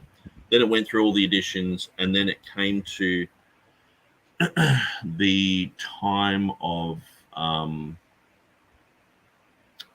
Metzger and Ayland, which I think is like the 24th edition. I could be wrong there. Yeah, Kurt Ayland became the associate editor of the 21st edition, 1952. At Erwin Nestle's request, he reviewed and expanded the critical apparatus. So this eventually led to the 25th edition in 1963, and that's where we see these guys. Okay, so let me get a nice picture of this. So this is the committee. There's Carlo Martini, the only Jesuit Catholic guy on the team, and that's Bruce Metzger, and that's Kurt. So that's Metzger there. That's Kurt Ayland, I think. A few other guys. Black.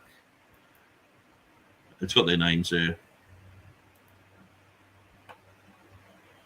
So the members of the editorial committee in the United Bible Society's Greek New Testament comprise. So what they did, they had the Nestle-Aland text. So the Nestle text is the Westcott and Hort, the Weiss, and the Tischendorf. Goes through time. Then Kurt Ayland becomes involved with that. So it's called the Nestle-Aland text. Then the United Bible Societies, they're doing their text as well, because they used to use the Textus Receptus. Up until, I'm pretty sure it was 1913, all Bibles that they produced were based upon the TR. But then that got overthrown, and so then it's the United Bible Society text. So they used to have this sort of competing text, but then they amalgamated and became the Nestle-Aland United Bible Society text. So it's just a whole bunch of letters, but really it's just sort of, they've just amalgamated everything and gotten a few Catholics involved, or gotten a Catholic involved, and gotten a guy who's part of the Greek Orthodox Church as well. So this is an ecumenical text, okay? So let's read through this. So at the beginning, they had Kurt Ayland, Matthew Black, Bruce Metzger, and Alan Whitgren. And then that continued on, and then they added Carlo Martini, the Jesuit guy, okay? So good old Carlo bringing his Jesuit influence into the text in 1975. Okay. 1993, they got the same crew, but they've added this guy. Who is he? Well, he's let's just read through this. It says he was a New Testament Greek scholar. So it looks like he died last year. I didn't realize that, but he was a professor of the theological school at Aristotle University of Thessaloniki. So he's a Greek guy. He knows Greek very well. In 1993, he was appointed to the Textual Committee of the United Bible Society's Greek New Testament, or the Novum Testamentum Graece, at the same time as Barbara Ayland, so Kurt Ayland's wife, to replace retired earlier committee members Matthew Black and Alan Whitgren. So he replaced these other guys, okay? So doesn't have much about him. Let's just make sure.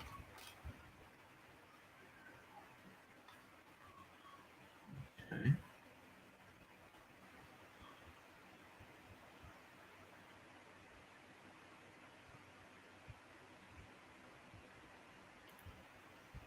Anyway, I'm sort of fully rabbit trailing, but I'm trying to give you an understanding of what Maurice Robinson's basically talking about. So Bruce Metzger, Carlo Martini. That doesn't really help. Anyway, so that's the crew, and I'm pretty sure that's in 1975. Yeah. So the year that I was born, they added a Jesuit to their midst. And so when I'm saying that they grabbed the Westcott and Hort text, that's what they all have in front of them. They have a Westcott and Hort text. They add or subtract according to what they agree on. These are the readings in the back. You've got the A, B, C, D, E readings. So an A reading is, yes, it's definitely should be that reading. You know, B, C, D, right down to no, it's definitely not. And so a lot of the different Textus Receptus readings are just E readings. No, Comia Hanium, throw it out, you know. And so Those words, the 42 words after the word halt in John chapter 5, verses 3 and 4, give it an E reading, an E rating, sorry. And so we can see this very clearly. New Testament. I'm just looking for any other articles that would help us there. That's fine. So let's go back to this. For all practical purposes, a practicing. So let me just rewind that a tiny bit. And I continually was accepting whatever reading they said had an A degree of certainty, and maybe some with B degree, but I'd never touch a C or D. And I was, for all practical purposes, a practicing reasoned eclectic. And then when I was in seminary, I started studying advanced Greek, and one of the advanced Greek courses was textual criticism, and I talked with the professor that would teach it. He said, "You know more about this subject than I do." So he sent me over to Duke, whereas I could then engage with Kenneth W. Clark, who at that time was retired, but he was the oldest living textual critic still practicing at that point. And I started studying with Clark for a period of about 7 years. And Clark is the one that led me away from reasoned eclecticism by saying, "You've only been reading the people from one side. Have you read the other side?" And I said, "What other side?" Burgon, Scrivener, Cook, Salmon, various others from the 19th century. And I said, "Well, I'll read them." And then after, I'm pretty sure he said Solomon, meaning Solomon Milan. But one thing I just want to point out, people feel that Dean John William Burgon is like the greatest defender of the King James and the Textus Receptus that's been around. Now, Dean John William Burgon, he came against Westcott and Hort. He came against their silly readings, pointed out in a very scholarly fashion where they're wrong, and he had enough bullets to totally destroy their position. Okay, but he was not a Textus Receptus advocate, and he didn't fully defend the King James, and so he defended what he called the traditional text. He believed the Textus Receptus needed updating. See, a lot of scholars had this mindset back then. They're like, "Oh, let's update the text," and some people are like, "Cool, let's go to Sinaiticus and Vaticanus, and other people were like, "No, we just want to amend the TR a little bit, and we want to amend the King James," because they were doing the revision of the King James in English back then as well, which ended up being the revised version, which is just a mess.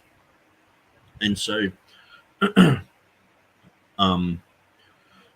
Dean John William Burgon is not a complete friend of the King James Version or the Textus Receptus. So in other words, he's not like the King James translators. He's not even like Beezer. He is more like a majority text person. Now, when you understand this, that way you can look at what Dean John William Burgon did at arm's length. Okay, at first it looked like he was defending the King James, because the vast majority of readings in the majority text defend the King James, but then there's these places where they differ, and he was saying, "Well, I defend the traditional text." So Burgon, Hoskia, Miller, Scrivener, these other guys, Solomon Milan, they many times are defending King James readings, but then they're like, "Well, this other place you can tweak it and you should change it to this."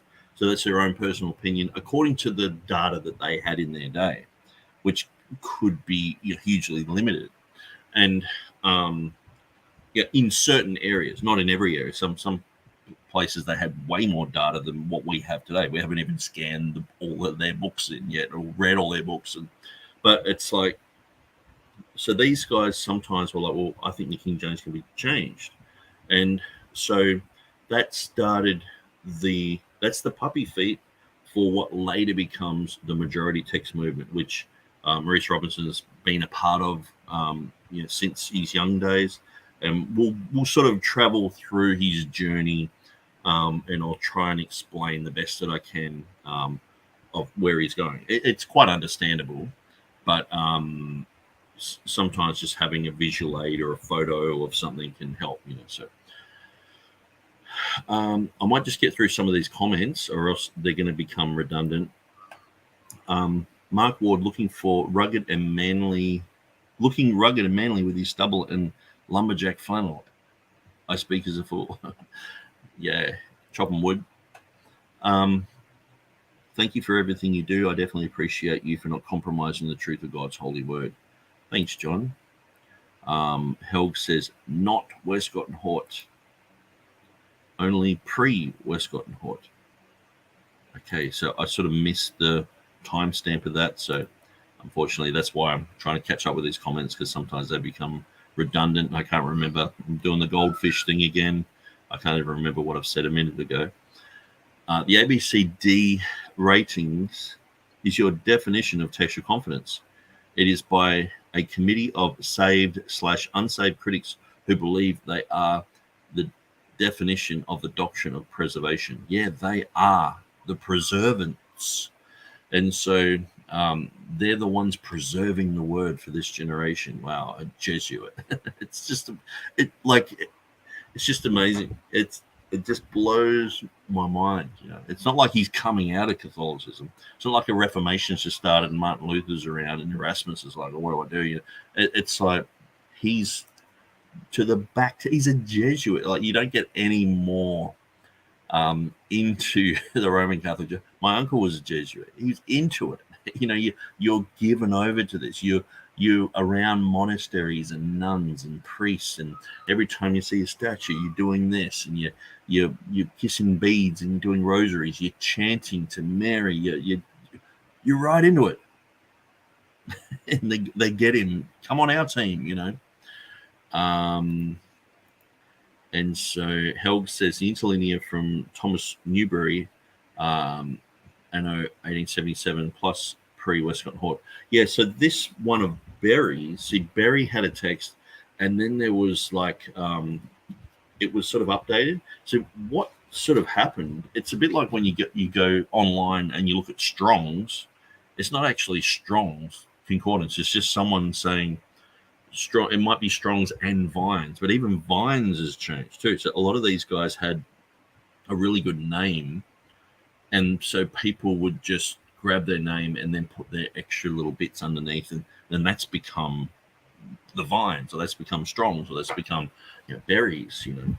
And I'm pretty sure this was. I remember reading an article about it. George Rickaberry. That George Rickaberry wouldn't agree with a lot of the stuff going on. With this, and so anyway, that's a side issue. Let's continue.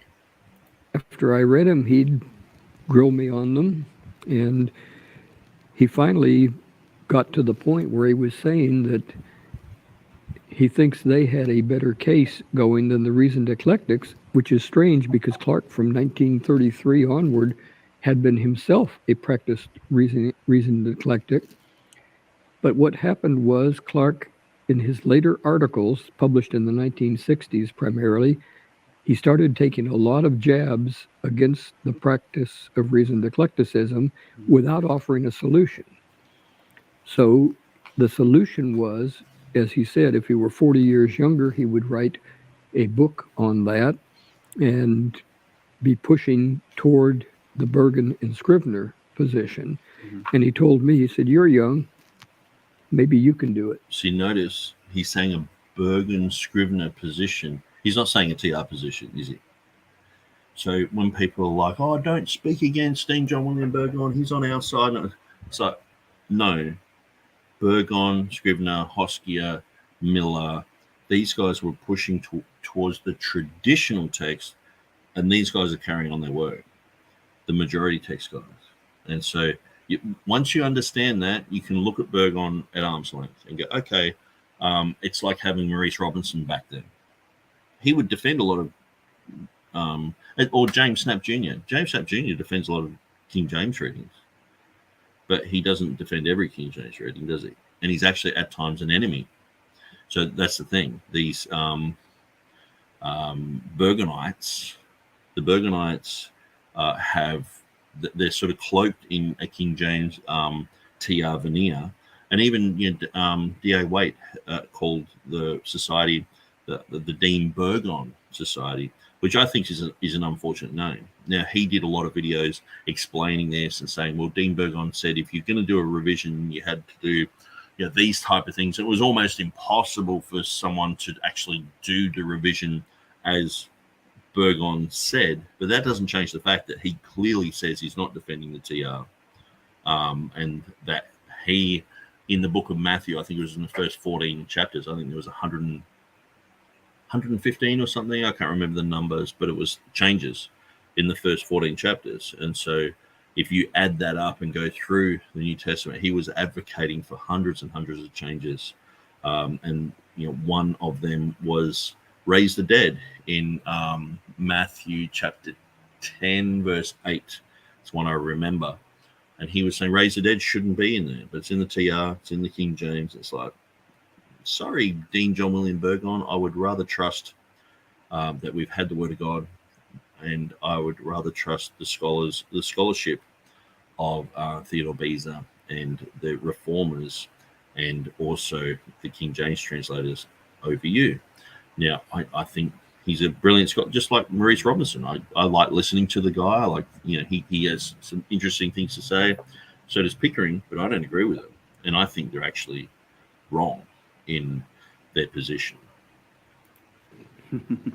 But that's what started me on the change, and I slowly changed. It was slow. He also had me reading things like articles from Bibliotheca Sacra by Zane Hodges and various other people. And so Zane Hodges, you'll see his name even forward by Zane Hodges on the Pickering book here. And Hodges is he is part of the Farsted, Hodges and Farsted majority text, so that they go on to create their own majority text. Marshant King and a few other people back in the 60s that they were, but I never met any of those at that time. And finally, I got in touch with William Pierpont.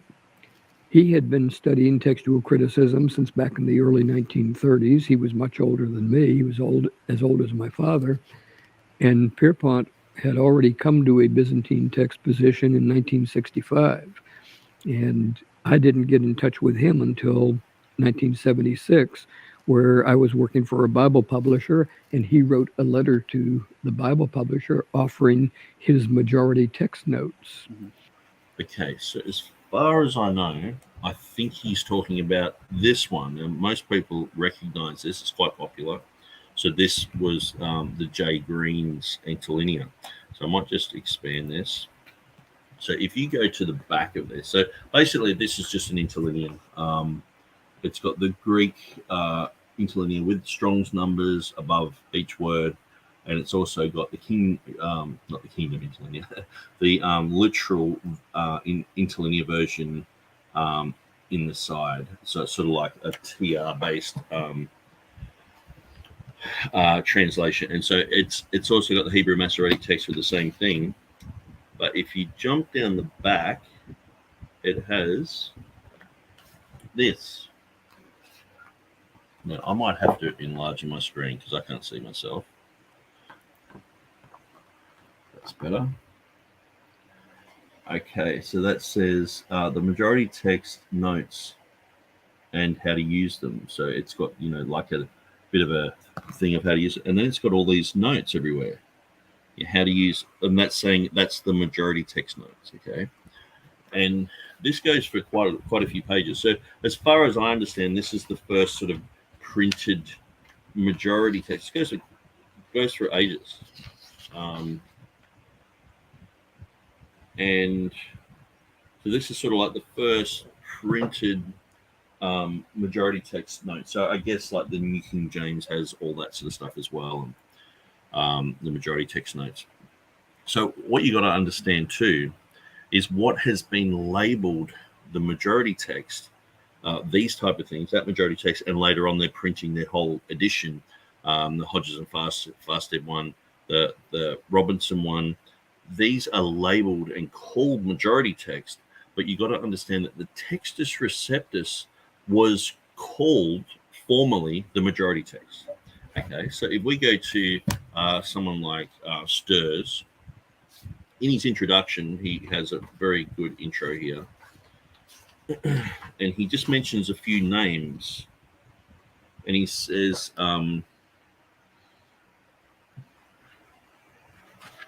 that's the forward. Yeah, Byzantine refers to the type of text which categorizes the majority of the latter Greek uncial, semi-uncial, and minuscule manuscripts of the New Testament. It is also the type of text found in the Syriac Peshitta, Gothic versions, and in extant quotations of the Church Fathers from Chrysostom on. This text derives its name from the provenance or origin of most of its manuscripts, the Byzantine Empire. It has, in addition to Byzantine being called, so here's a few names, listen to this, Antiochian, after the supposed place of its origin, and the Lucian recension, after its supposed editor. It is Semler's Oriental, Bengel's Asiatic, Griesbach's Constantinopolitan, Westcott and Hort's Syrian, and Burgon's Traditional. Other designations of the same text include von Soden and Merck's K, standing for Koine or common text, Legrande's A, and Kenyon's Alpha. It is largely the text that lies behind the Textus Receptus in the King James Version. And so you've got to understand that, you know, sometimes it's the text was called the Syrian Vulgate. And so, yeah, the Textus Receptus had a lot of names. So one of the names was majority text. Okay, so that doesn't mean that the 1980s majority text that's printed underlies the King James. That just because they had the same name.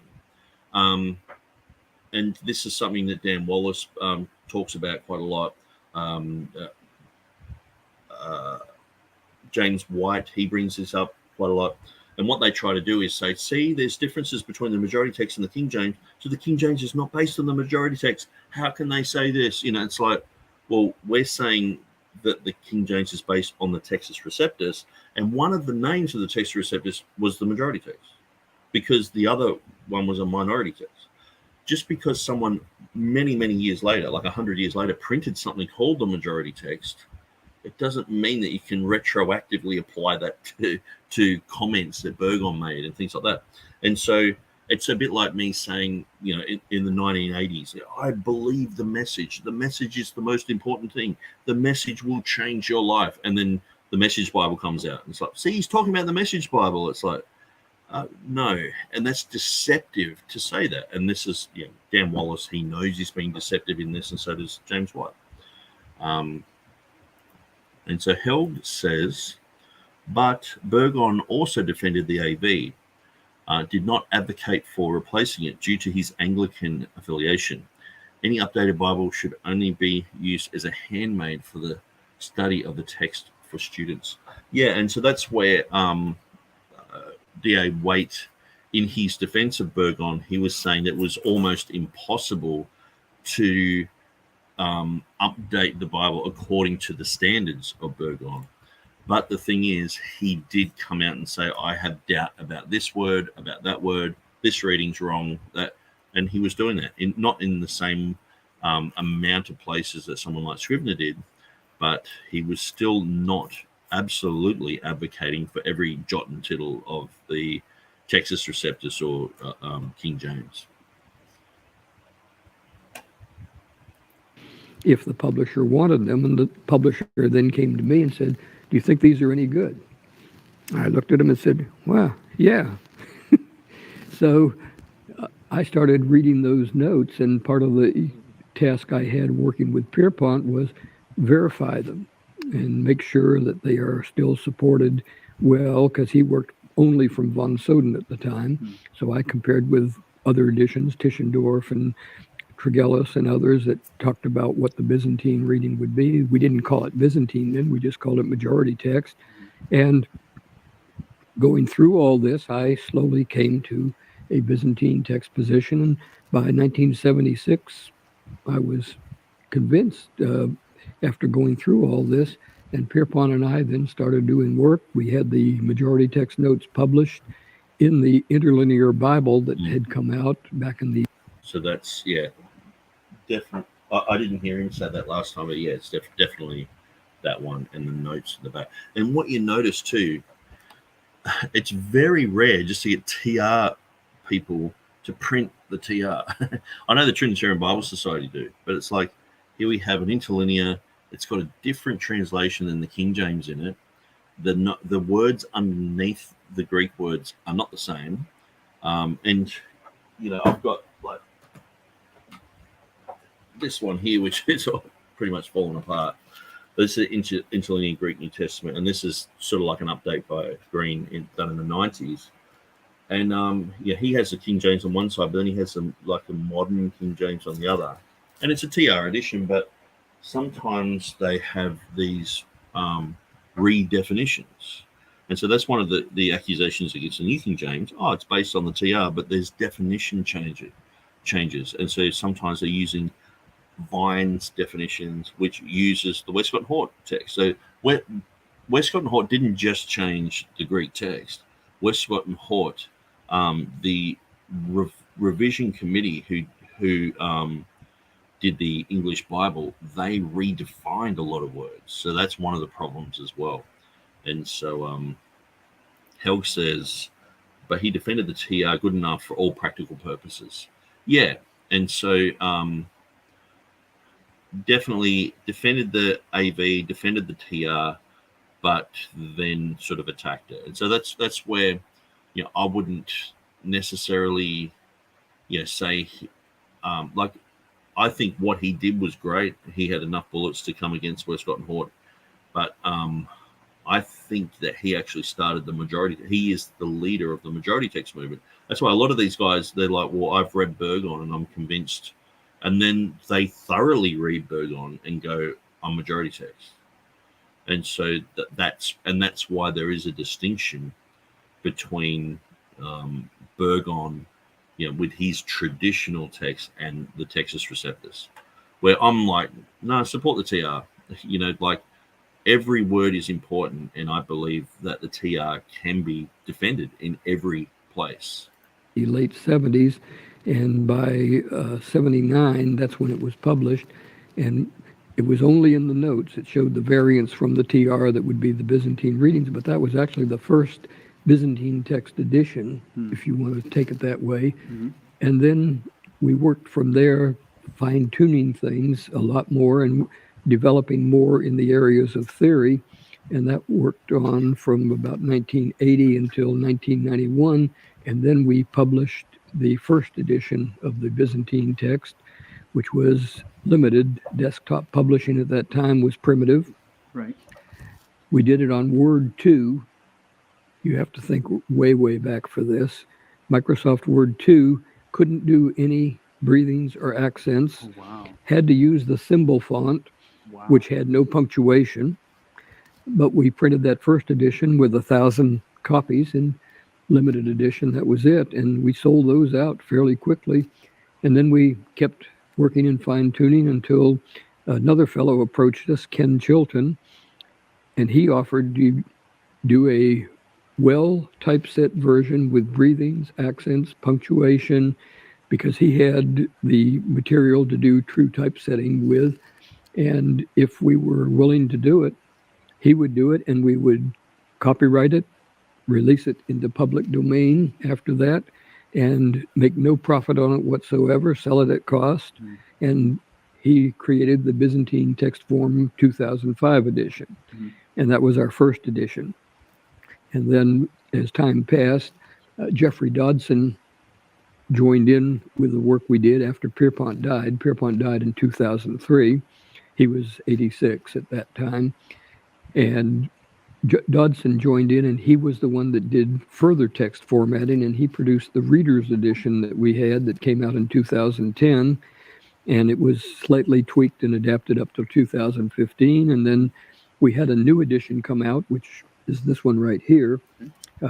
That was the 2018 edition, and that's the current edition that's out there. It's a paper-bound one, and if you use it too heavily, it'll fall apart. But we're still looking toward another hardback Smithsonian edition, and a fellow Dwayne Green, you know him.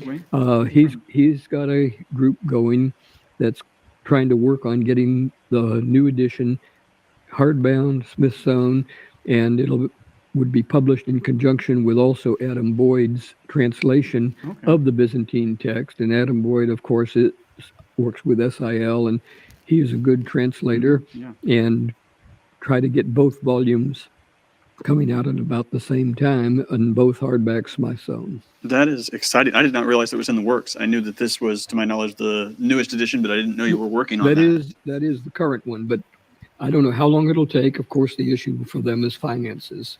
Sure. And we'll see what happens. Well, that's very exciting, and we are honored that you're joining us here. We've benefited from your work, and I know the others here have benefited from your work, and we are honored and grateful for your presence. We've benefited from your work on the Pericope Adulterae, but we still delete those 12 verses, of course. It's sort of like, he's most of what I would respect Robinson for is defense of the Pericope Adulterae, the 12 verses in John, from John 7:53 to 8:11, and he does a brilliant job at that. But most critical text people, they delete those verses. They want those verses deleted out of modern Bibles, and so it's double bracketed in the NA 28. So Help says, I did not know about the new TCC episode before this stream. Good that Mark Ward was replaced by Robinson. Yeah, apparently Peter Montoya and Mark Ward they'll be back. I'm not sure if it's after this or whatever, but it'd be interesting, to see. Imagine getting Bryan Ross on this, Jeff Riddle, and a bunch of TR scholars. I could arrange for some scholars to come on. Peter Van Cleek, he would be an interesting guy to have on. Even who was the guy who debated James White? Talks really fast. Thomas Ross, he would be good to have on as well. And so, but they wouldn't do that because it just would decimate their position. They would just say so much truth that these guys would just melt like that, Raiders of the Lost Ark guy at the end when they open the Ark. They just melt. They just couldn't do it. Well, Peter Gurry, why don't you tell us a little bit about yourself, your background in textual criticism, and your pastoral work? So I turned it down because Maurice Robinson was talking very low, and that looks like the only mic in the room. And so I'll just have to adjust it accordingly. So sorry about that. Sure. So I teach New Testament at Phoenix Seminary, and I also co-direct the Text and Canon Institute there, where our mission is to illuminate the history of the Bible. So we work a lot with this. We spend a lot of time thinking about this question of how we got the Bible. My own specialty is in the textual history of the New Testament. So I did my undergraduate degree at Moody Bible Institute, and that's where I really started to get interested in manuscripts. And then went from there to work with Dan Wallace at Dallas Theological Seminary, and went on several trips with him while I was a student to libraries throughout Europe, and got to see manuscripts in person for the first time. That really solidified my interest in textual criticism. And from there, I went to Cambridge University and wrote a dissertation on textual criticism. So now I teach New Testament and live and work in Phoenix. I'm a pastor at my church there in Phoenix. So teach a lot and do pastoral ministry on the side, I guess you'd say. Yeah, wonderful. That is beautiful. We have a passion to connect academic work to the people that are in the pew. So having a group of people that have served in textual criticism at the academic level and also have a passion to pastor and to bring that to people who maybe don't have an easy bridge to that knowledge, we're super grateful for that, and we love that. We are honored that you're here, Peter. Abadan, why don't you tell us a little bit about yourself and your background in textual criticism and pastoral work? Sure. Thank you for inviting me. Well, it was in 1996 when I came to Southeastern Baptist Theological Seminary, and I was working at the time and trying to find the best classes so I can get off in time to go to work and come back and all that. And I wanted to take elementary Greek first thing in the morning and then go off to work. And it was all closed. There was nothing available, and the ones that were available were in the middle of the day. It was just a rough situation. So I was really discouraged, and I was walking back to my car, and I ran into Dr. Robinson, who I had met at the orientation. And he said, "Well, how's everything going?" I said, "Not too good, because I can't take you." And he said, "Why do you want to take me?" I said, "Because you're the first in the morning, and it'll work great for my schedule." And he said, "Well, come with me." And he went to the registrar and told them to open the classes and take me in. And so from there, I didn't realize what was happening. My whole life was being set in motion because I began elementary Greek and didn't realize I was getting to study under a textual critic. I didn't even know what that meant. This is 1996, and I'm sitting there listening about Metzger and Holland and Kilpatrick and Eliot, and I'm like, who are these people and what have they done? And so anyways, that was my introduction.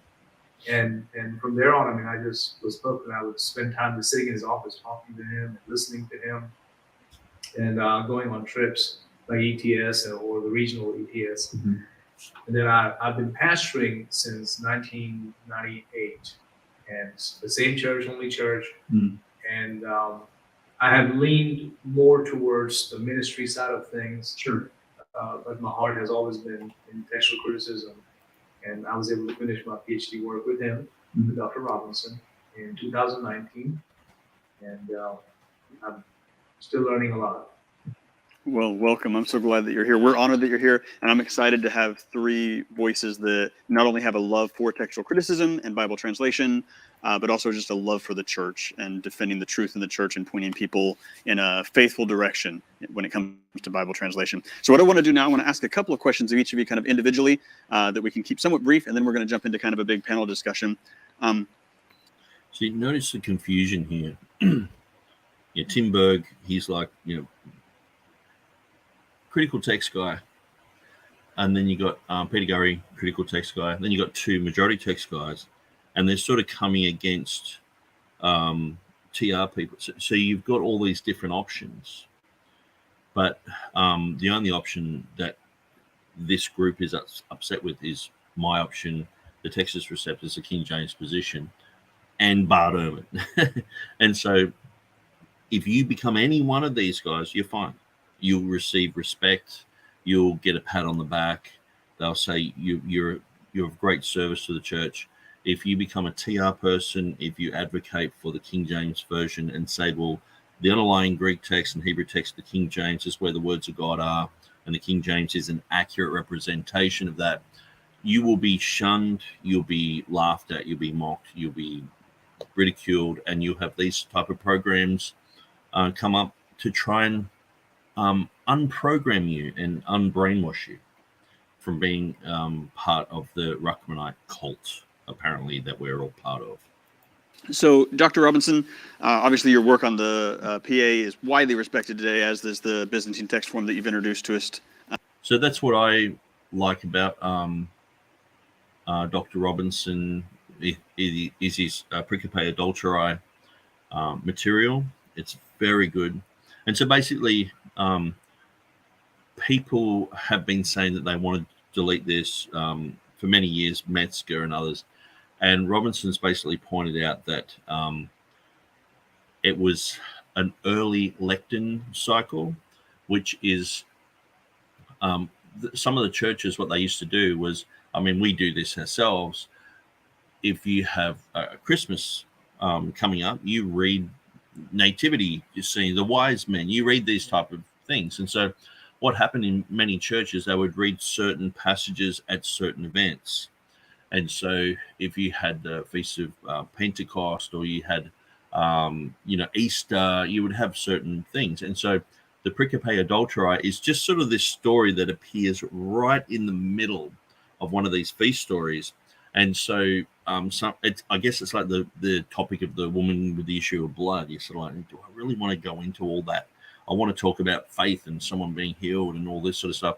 And, someone putting their faith in Jesus and the woman touching the hem of his garment. Yeah, I guess I can fit that in. But with the pericope adultera thing, it's like it's 12 verses.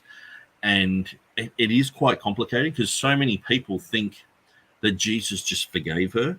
It's like, no, she couldn't be judged because you have to have 2 or 3 witnesses. Jesus was one witness.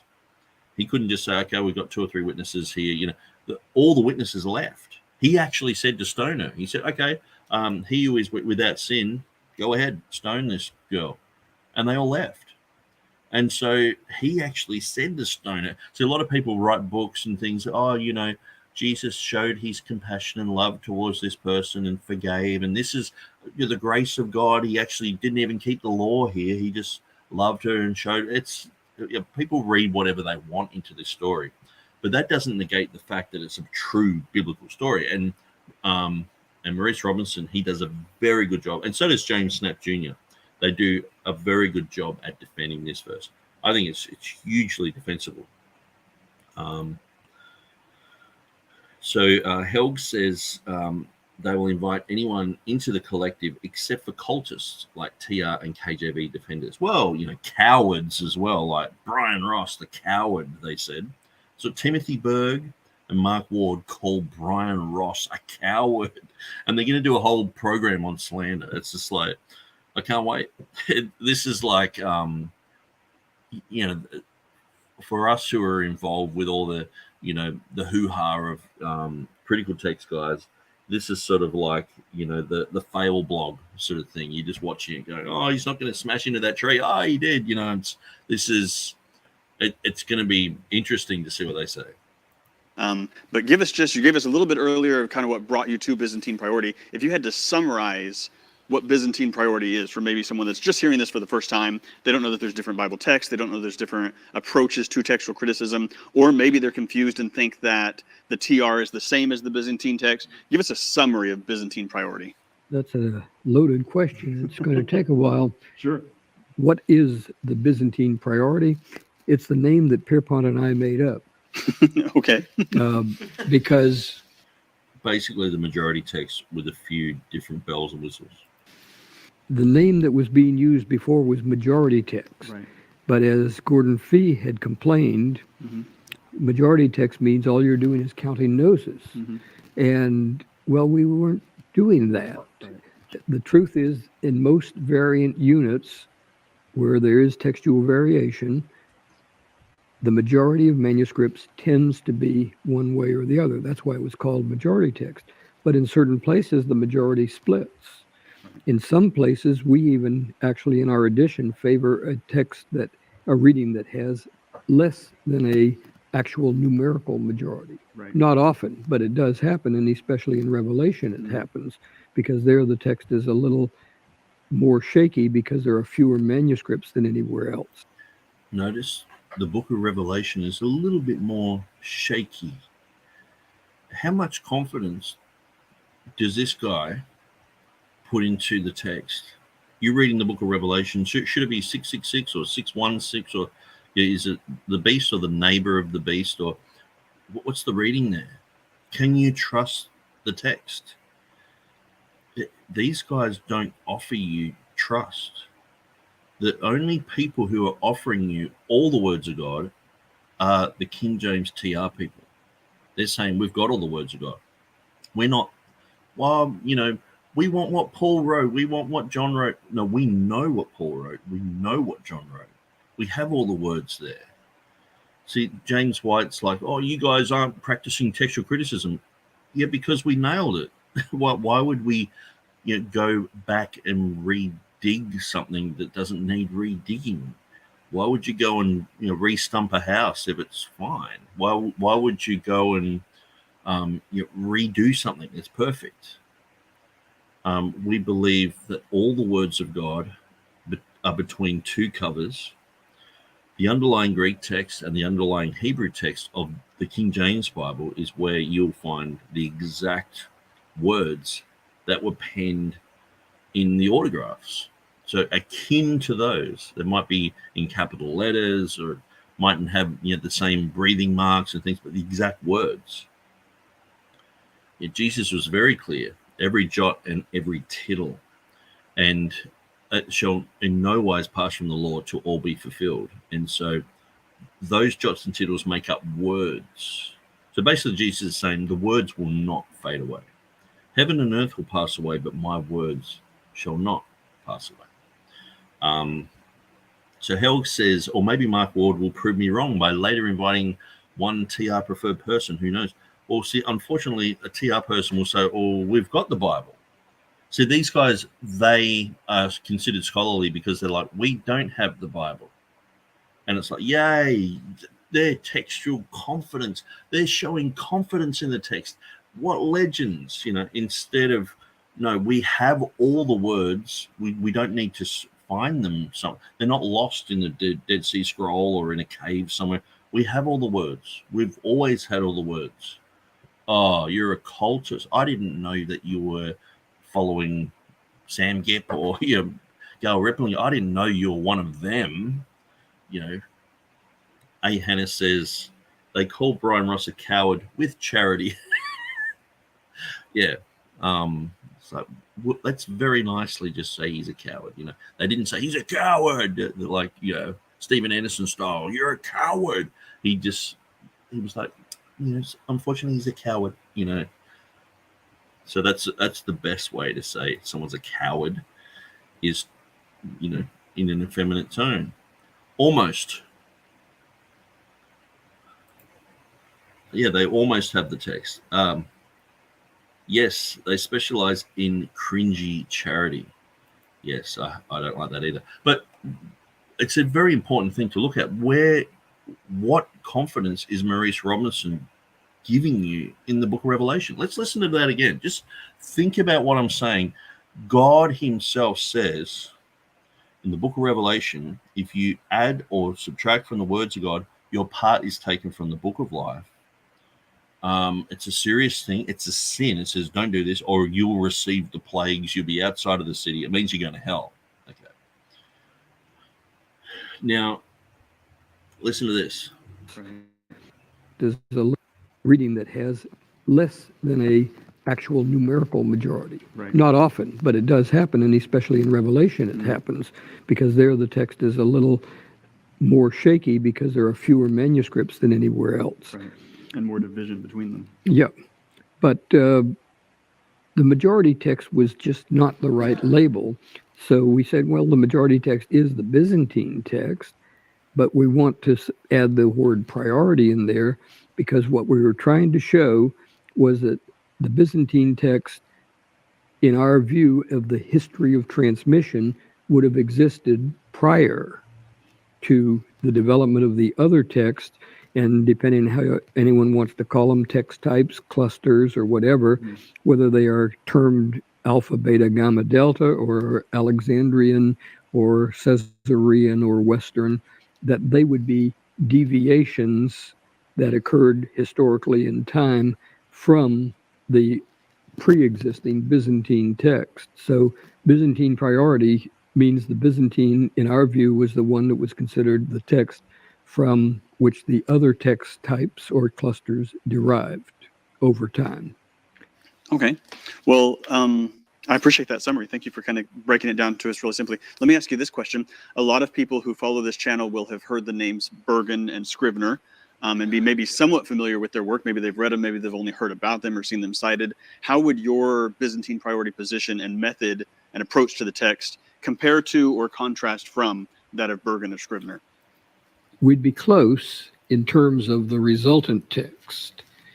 The difference is that Burgon would place a lot of weight on ecclesiastical tradition because he was a high church Anglican. Mm-hmm. And he would elevate not only tradition, but especially tradition as expressed through the church fathers.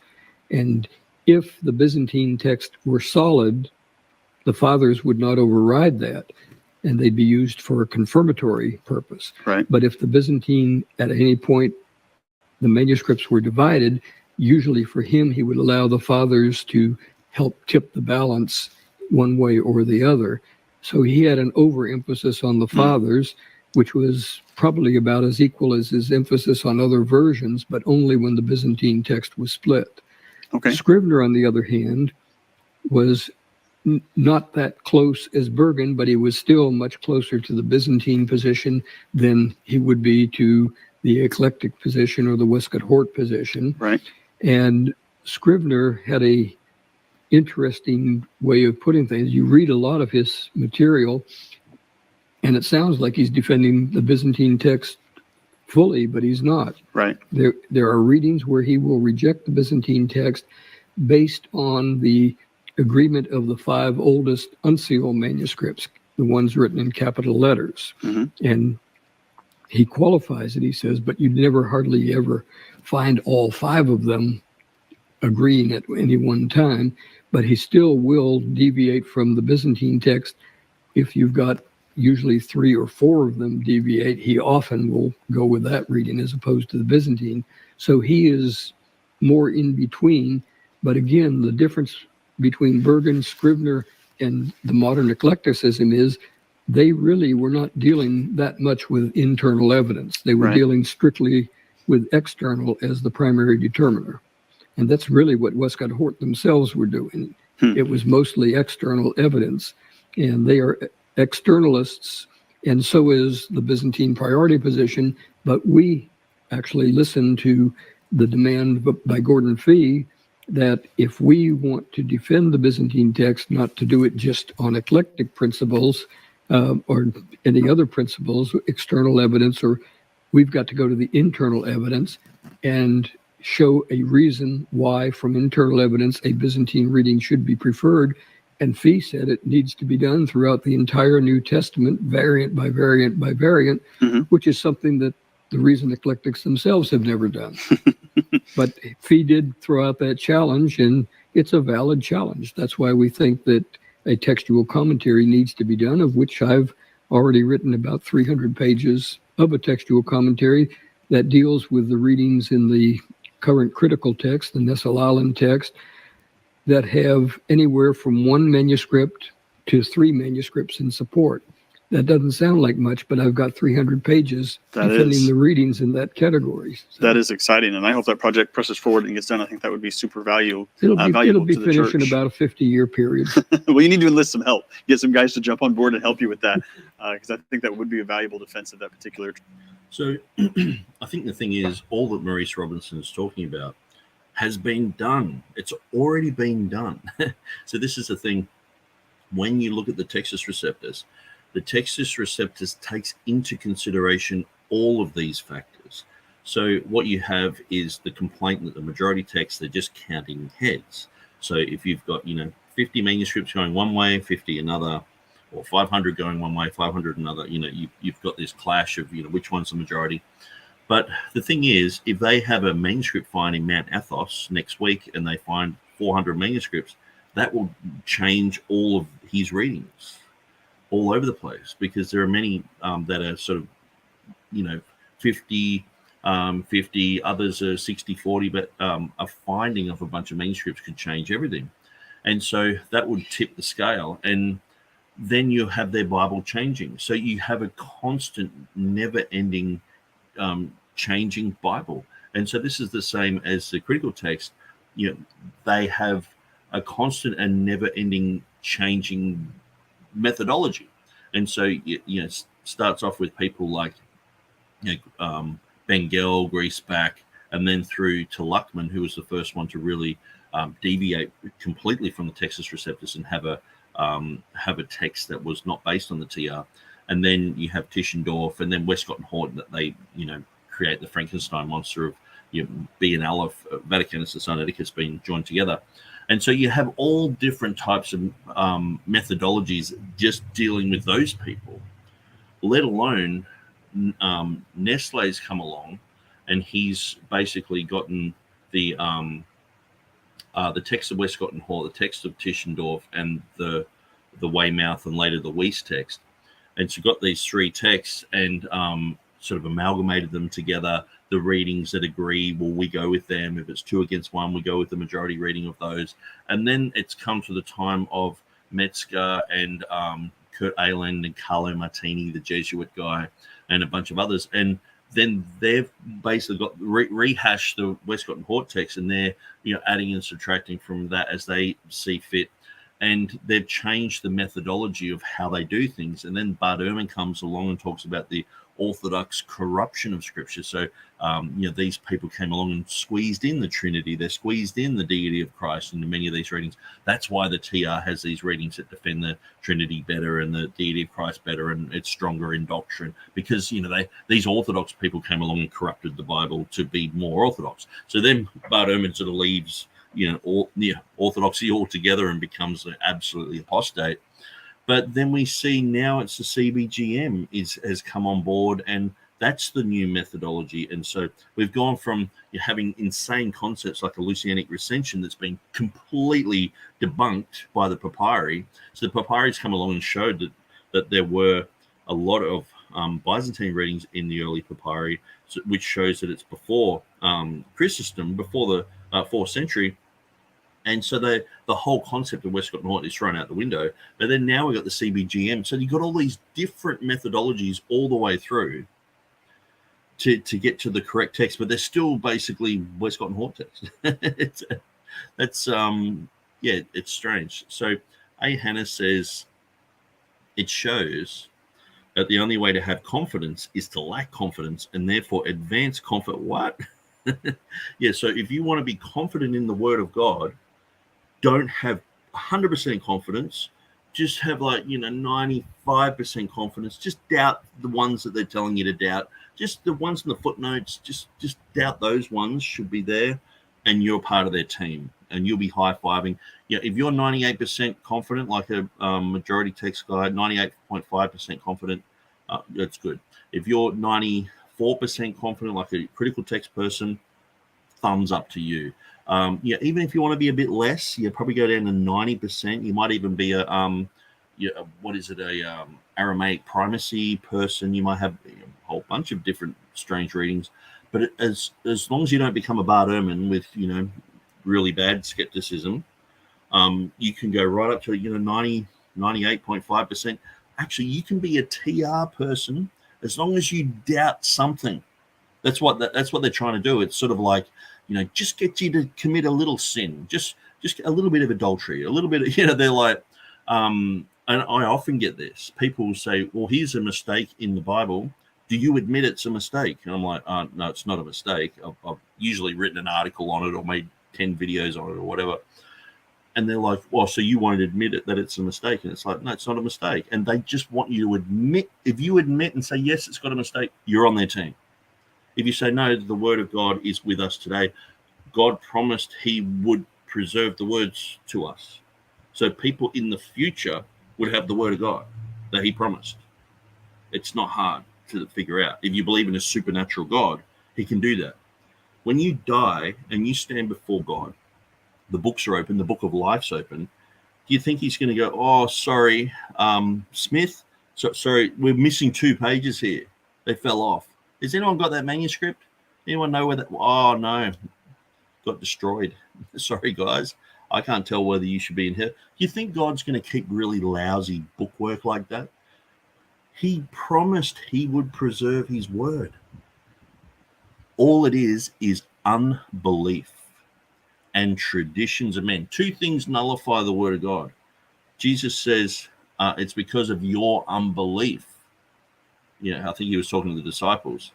But then he's talking to the scribes and Pharisees, and he says, your traditions nullify the word of God. And so these things, they destroy the word. People have these weird and bizarre traditions. Now, in the Textus Receptus circles, the Greek is primary. Latin is secondary. The early church writings, they help guide the Greek and the Latin. The Greek corrects the Latin. The Latin polishes the Greek, and they are both guided by the writings of the early church writers. So that's the external evidence. Then when you look at the internal evidence, it has to be consistent. If it says, God can't lie, and then you have in the book of James, God lied, it's like, well, that's obviously something's wrong there. If you have a certain number, a certain date, a certain thing, like say, for example, it says the time of their purification. Jesus didn't need to be purified. Joseph didn't need to be purified. Read Leviticus 12, where it has her purification like 10 times. And in the Septuagint, which is most probably an AD document, but it has the equivalent of her purification in the Greek there. And so it's clear. It's like saying his circumcision, where someone says, no, their circumcision. It's like, no, only the woman. Why would you have their? No, it's clearly talking about the woman. You're not going to get her purification is for Mary. It's not for Jesus. It's not for Joseph. So this is strong internal evidence. So this is something that the reformers looked at. This is something that Theodore Beza was very strong at, the internal evidence. So you have the three in the closed class of witnesses, the Greek, the Latin, and the early church writers. And then you have the internal evidence, strong internal evidence, like Revelation 16:5, being a nomina sacra, being the name of Jehovah, the one which art and was and shall be, is the exact etymology of I am. So someone to write holy there as a nomina sacra, type of nomina sacra, it makes sense. Strong internal evidence that would happen. That a Jewish person, looking at that, it's like, this is the most holy name of God. These guys have just got it spelled out here. Instead of just looking, we're just counting numbers here. We're just ticking the box. Yep. No, checking these manuscripts instead of looking at the strong internal evidence. So this is what the reformers did. This is what Theodore Beza has done. And then we look outside of the closed class of witnesses. We look at the Arabic, we look at the Syriac, we look at the Ethiopic, we look at the all the other language translations, and we can build a case for what we're looking at from them as well. And so that strongly supports it. Many times Theodore Beza will say, well, the Syriac has this, the Syriac has that, because many times it was backing up the Textus Receptus readings. And so that's what Maurice Robinson is sort of saying, well, you guys haven't done it, the critical text guys haven't done it, and the majority text guys should do it, but it will take about 50 years. Well, it's already been done. It's was started about 100 years before Erasmus. I mean, if you look at the work Erasmus did, I'll just quickly go to my website. Because there was an interesting guy before Erasmus who actually worked on the Latin text from Greek manuscripts. And so, okay, so I think because I'm streaming, my internet is really slow, so I don't think I will. Oh, here we go. I've just got to go to Revelation chapter 1 in verse 8, where I do mention the Manetti manuscript, and I'm pretty sure I've got a picture of it there. So Erasmus, he was looking at the early church writers. He was looking at the Latin. He'd already done a Latin translation, and then he's looking at the Greek. And we see he did 5 editions of that. Then we look at Stephanus. He was looking at all sorts of different manuscripts as well. And then we're looking at Theodore Beza. He was also looking at internal evidence and looking outside of the closed class of witnesses. And then we see this was all just tied together by the King James translators who formulated their own Greek text. So this is something that people don't realize. It's like the final Textus Receptus is the underlying Greek text of the King James Version. That's the final TR. Even Westcott and Hort understood this. Scrivener understood this. When they made their TR edition in 1881, their Textus Receptus, not the one that's the corrupt text, but the actual TR that's supposed to underline the 1611, they were commissioned to do that because the King James translators didn't do it. So 250 years later, Scrivener's like, I'll do it. But it's so close to Beza that it's almost like, well, is it just the Beza edition? And even Scrivener mentions that. So there was an interesting guy called Manetti. So before Erasmus, around 1455, one of the most prominent intellectuals, he was a contemporary of Lorenzo Valla. He completed the first Latin translation of the New Testament based primarily on Greek manuscripts since the time of Jerome. So this is happening as well. So you have, and so I've specifically got that at Revelation 1:8 because the word God, theos, which is in the critical text, is not there in Manetti's edition, Latin edition, that's based upon Greek texts. So what text did he use? Yeah, they speculate and all the rest of it, but it's like Manetti did an edition, then Erasmus has done an edition, Complutensian guys have done an edition. There's a whole bunch of other editions. There's like 100 TRs printed before 1611, and then so all this work was done that Maurice Robinson is saying needs to be done with the critical text, needs to be done with the Byzantine text. Well, let's just go to someone who's actually done it. Okay, knock, knock, knock. TR guys, open the door. Oh, you've already done it. Beza's done it. Erasmus, Complutensian guys, Manetti. These guys have done it. The work's been done. And what's the conclusion? The underlying text of the King James. See, these guys haven't done all the homework. How can you trust what they're doing? They haven't done all the work. Where we have. We've already done it. That's why we're like, the text is settled. We don't have to rehash everything every 20 years. These guys are rehashing even just concepts and the presuppositions that they have, and that they're changing. 1 minute it's like, oh, Ruckman said this, and Tischendorf said this, and Westcott and Horde had Lucianic recension, and then Everhard Nessel and these other guys, and then Carlo Martini, and then Bart Ehrman, and then the CBGM. It's all over the place. And they don't have a consistent methodology where we do. We have a consistent methodology. We've examined the closed class of witnesses. We've examined outside of the closed class of witnesses, and we've looked at the internal evidence, and we've also critiqued this for the last 400 to 500 years, and we're giving it the thumbs up. Where these guys are still like, oh, the work's yet to be done. Let's try this, try that. So we've got quite a lot of comments coming in. Kept Pure in All Ages says patristic evidence equals early evidence. This is a very good point. Where if you avoid that type of evidence, many times there's only 3 or 4 witnesses before the 10th century of a reading.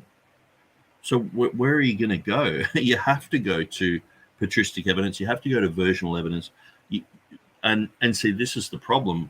The further and further we get away from the time of Christ, the further and further chance of having a multitude of manuscripts that just continually depletes. I'm sure there's manuscripts in a library somewhere that are sitting there ready for everyone to read, but because of rain, mold, bad weather, horrible conditions, in 10 years they're just going to be all wet and just rubbish and gone. And so the thing is, since the time of manuscripts, they've had a pile of manuscripts, but they've just constantly been decaying. It's the second law of thermodynamics. It's just happening. And so it's getting to the point where we won't have that many left. And that's why they're trying to preserve them. Dan Wallace said that in World War II alone, we lost 1 million biblical manuscripts. So if you go World War One, if you go, all the European wars, I'm sure that we only have like not even 1% of what was available. We don't even know what Beza used. We don't even know what Erasmus used. They were using so many. They were using things that we're confused about what they were even talking about. And so anyway, very good point. James White said that the text is contained within the apparatus, but he also believes that the new manuscripts could be discovered changing the apparatus. So it's sort of like, well, which is it? And the thing is, with the apparatus, it's sort of like, imagine you're playing Scrabble. So I've got the word there, and then it's like you can just grab any word and just put it in there whenever you want.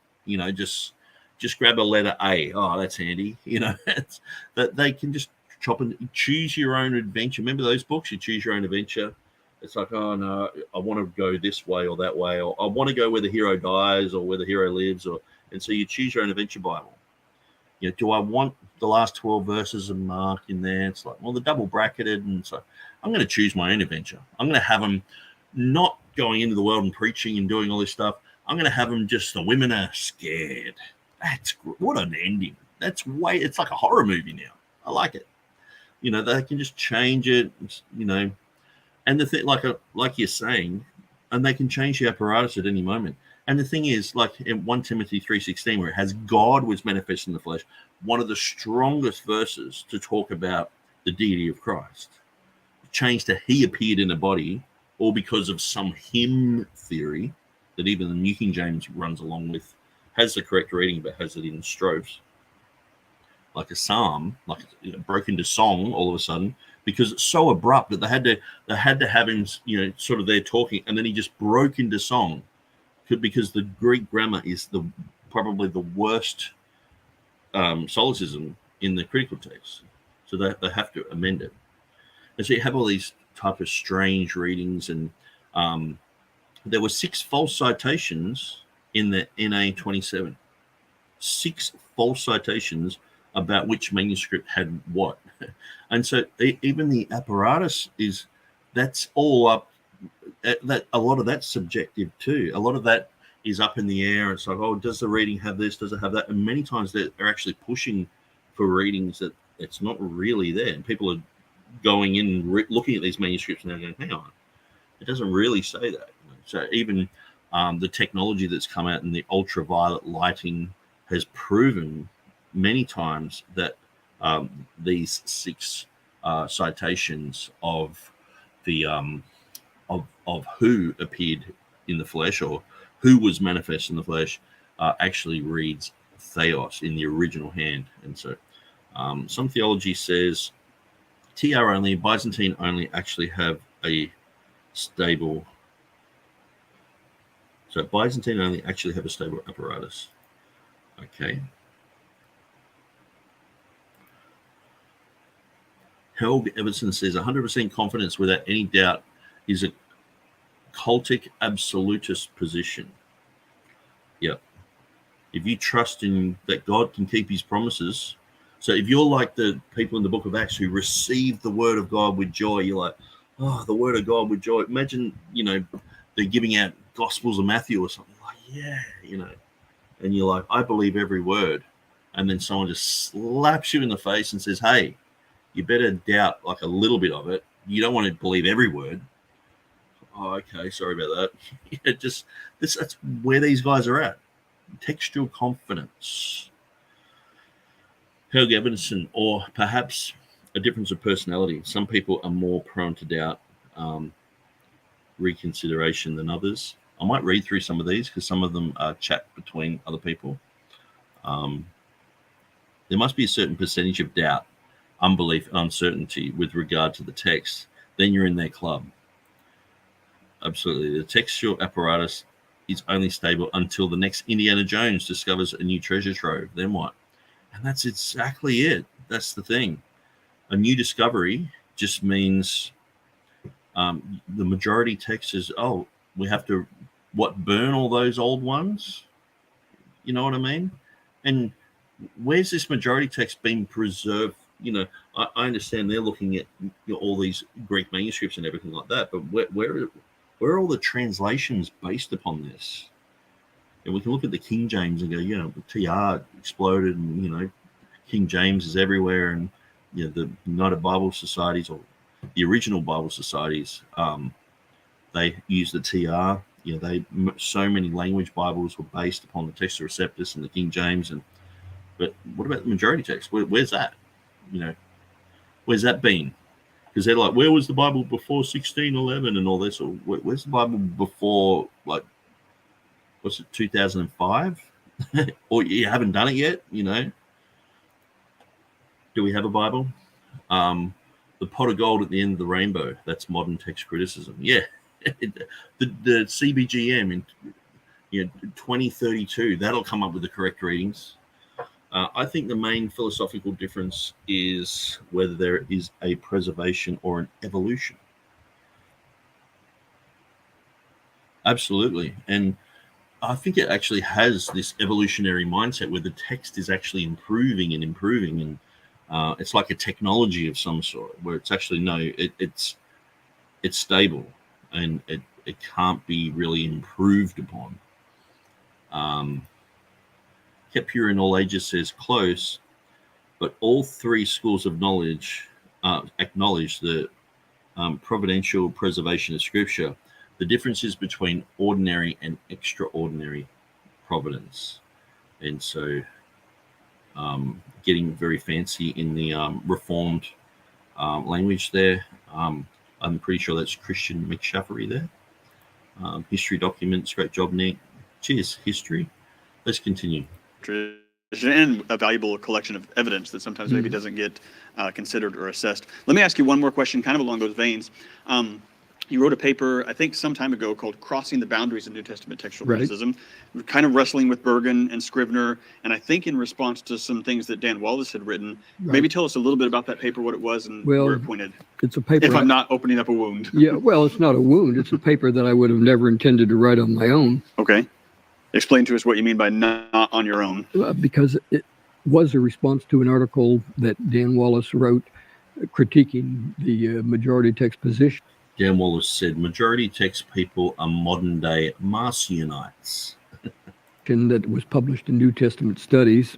And he made the claim in the article that Scrivener was much closer to the critical text than to Burgon. And actually, you've got a letter from Scrivener, or I don't remember who he wrote it to, but he clearly stated, I am much closer to, I'm midway between Westcott, Hort, and Burgon, but I'm much closer to Burgon than to Westcott and Hort, which totally contradicted the claims that Dan Wallace was making. And I said, this needs to be responded to and published. And so I wrote the article on that, and I sent it to New Testament Studies, and they rejected it. Oh, I didn't know that. The reason they rejected it, the editor, I could tell you his name, I suppose, but I won't. But the editor said, you could have solved the whole problem just by making that one quiz letter. And I said, yeah, but that's not an article that's going to get published either. It'd be a short one. So anyway, I ended up having it published in the online TC journal. So they accepted it. I don't know who the peer reviewers were, but they didn't see the problem with it. So it's been published. And basically, in fact, was going with the business technical text. That's wonderful. Well, thank you for summarizing that. And I encourage the article to others that were maybe wrestling with, does Scrivener hold my position? Does he defend the TR? Is he identical to Burgon? Or should he be placed in an eclectic camp? I think it's a very helpful article, and I'm grateful for your work there. Let me ask you a few questions, Peter. You've done a bunch of work, obviously, on B.F. Westcott. You, I think, named a child after Westcott. Is that correct? This is true, yeah. So there's some appreciation there. Tell us a little bit about Westcott from your work and your work on his published New Testament, and why you hold him in high regard. Sure. So, Westcott, Brookfoss Westcott was famous in his own day for his scholarship. He was a professor at Cambridge, held a chair there. And after that, then went and was the Bishop of Durham. And so he was both a highly regarded scholar in his day and also a highly regarded churchman. So he had both of those two things. He was also prolific, and that's one of the differences between him and his counterpart, Hort, that Hort published very little in his own lifetime, whereas Westcott, most of his books went into multiple editions during his own lifetime. So Westcott did not have the perfectionism that Hort had. In the same way, he was willing to send things to the publisher and get them published. The curse of perfectionism. Yes, Hort was always, there was more to do. There was always more to do for Hort. So he never was really willing to pull the trigger. So I think one of the things that drew me to Westcott, of course, was that combination of very highly regarded scholar, very good textual critic, good historian, good commentator on the New Testament, but also a real churchman, really cared about the church. And for him, it was never merely academics. He was never just studying history. for the sake of history. He's never merely talking about the past, but he was also interested in what the New Testament itself is interested in, which is Jesus Christ. So, it's hard. I mean, when you're a student at Cambridge, it's hard not to admire Westcott. And I just thought it was a good name. So, and we had 2 daughters first, so I couldn't use the name for them. You could have just been bold. I could. Now, people do sometimes ask me, why didn't I name my other son Hort? And I feel like that's the question that answers itself. So yeah, I've always really admired him. Of course, I'm a text critic, so I've admired him for that work. So you also wrote an article not too long ago that became a chapter on the creation of the Hort and Westcott text, or the Westcott and Hort text, and maybe even the details personally that went between them and the letters. Tell us a little bit about that, the creation of that text, and if you want to, a little bit about how it connected to the 1881 English Revised Version. Okay, so first things first. They would not have been happy with you calling it the Hort and Westcott. Yeah, I realized right after I said that I made a boo-boo. I thought you caught yourself. We actually have letters between them where they discuss this. And that's basically what my article is about. It's a look at the letters that we have between them. They worked on this for nearly 30 years. And originally they thought it would not take them very long.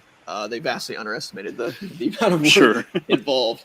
But in the course of their working on this together, there were points at which they lived together in Cambridge, not together, but in the same city in Cambridge. So they were able to discuss it in person, but then other parts where they lived in different places. And so they would write to each other. And we have a number of these letters between them. So I have been working on those letters over a number of years. You're going to publish a collection of them. I hope to. Yep. So I've been working on them since I was a student at Cambridge. And basically the article was an attempt to pull the curtain back and see what we can learn about how they worked together on this edition over so many years. And so, for example, one of the things we learned from their letters is that Hort, who had been a student of Westcott, was adamant that Westcott, being the older of the two and being the professor of his professor, his name should be first. So, and they actually wanted it to be abbreviated as WH. They thought through even that level of the title.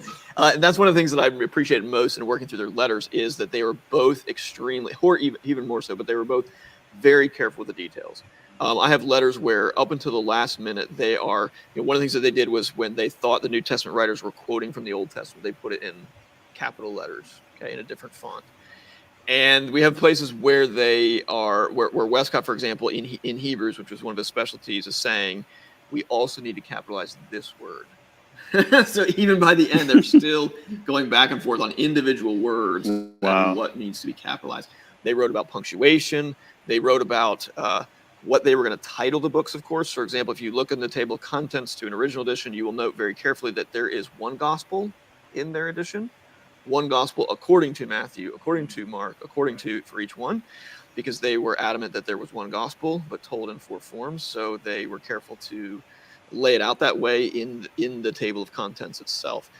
There's a letter from Hort where he explains to the publisher what he wants the title to be, and then even what he wants it to be abbreviated as on the spine of the book. Tell us a little about maybe even the specific choice they made there and what it suggests about their text. Okay, so I have argued, and I've not convinced everybody, but I have argued. You convinced me, that's why I want to hear it again. I have argued that when their title uses the term original, they are not thinking the title primarily of the original text so much as they mean in the original language. And I think that's reflected in the title on the spine, which most people do not think about, but Hort did. And the way they abbreviated the title on the spine, I think, is an indication that their word original primarily in their mind meant original language, Greek, as opposed to they were familiar with the New Testament in other languages like Latin, of course, Syriac, and others. So I think that's the primary indication. Now, of course, in the introduction, they explain why, that they're also trying to recover the original text in Greek. So it's not as if we should pit these two against each other, but I do think the primary reference of the word original is to the language more than the text itself. Well, I think you convinced me.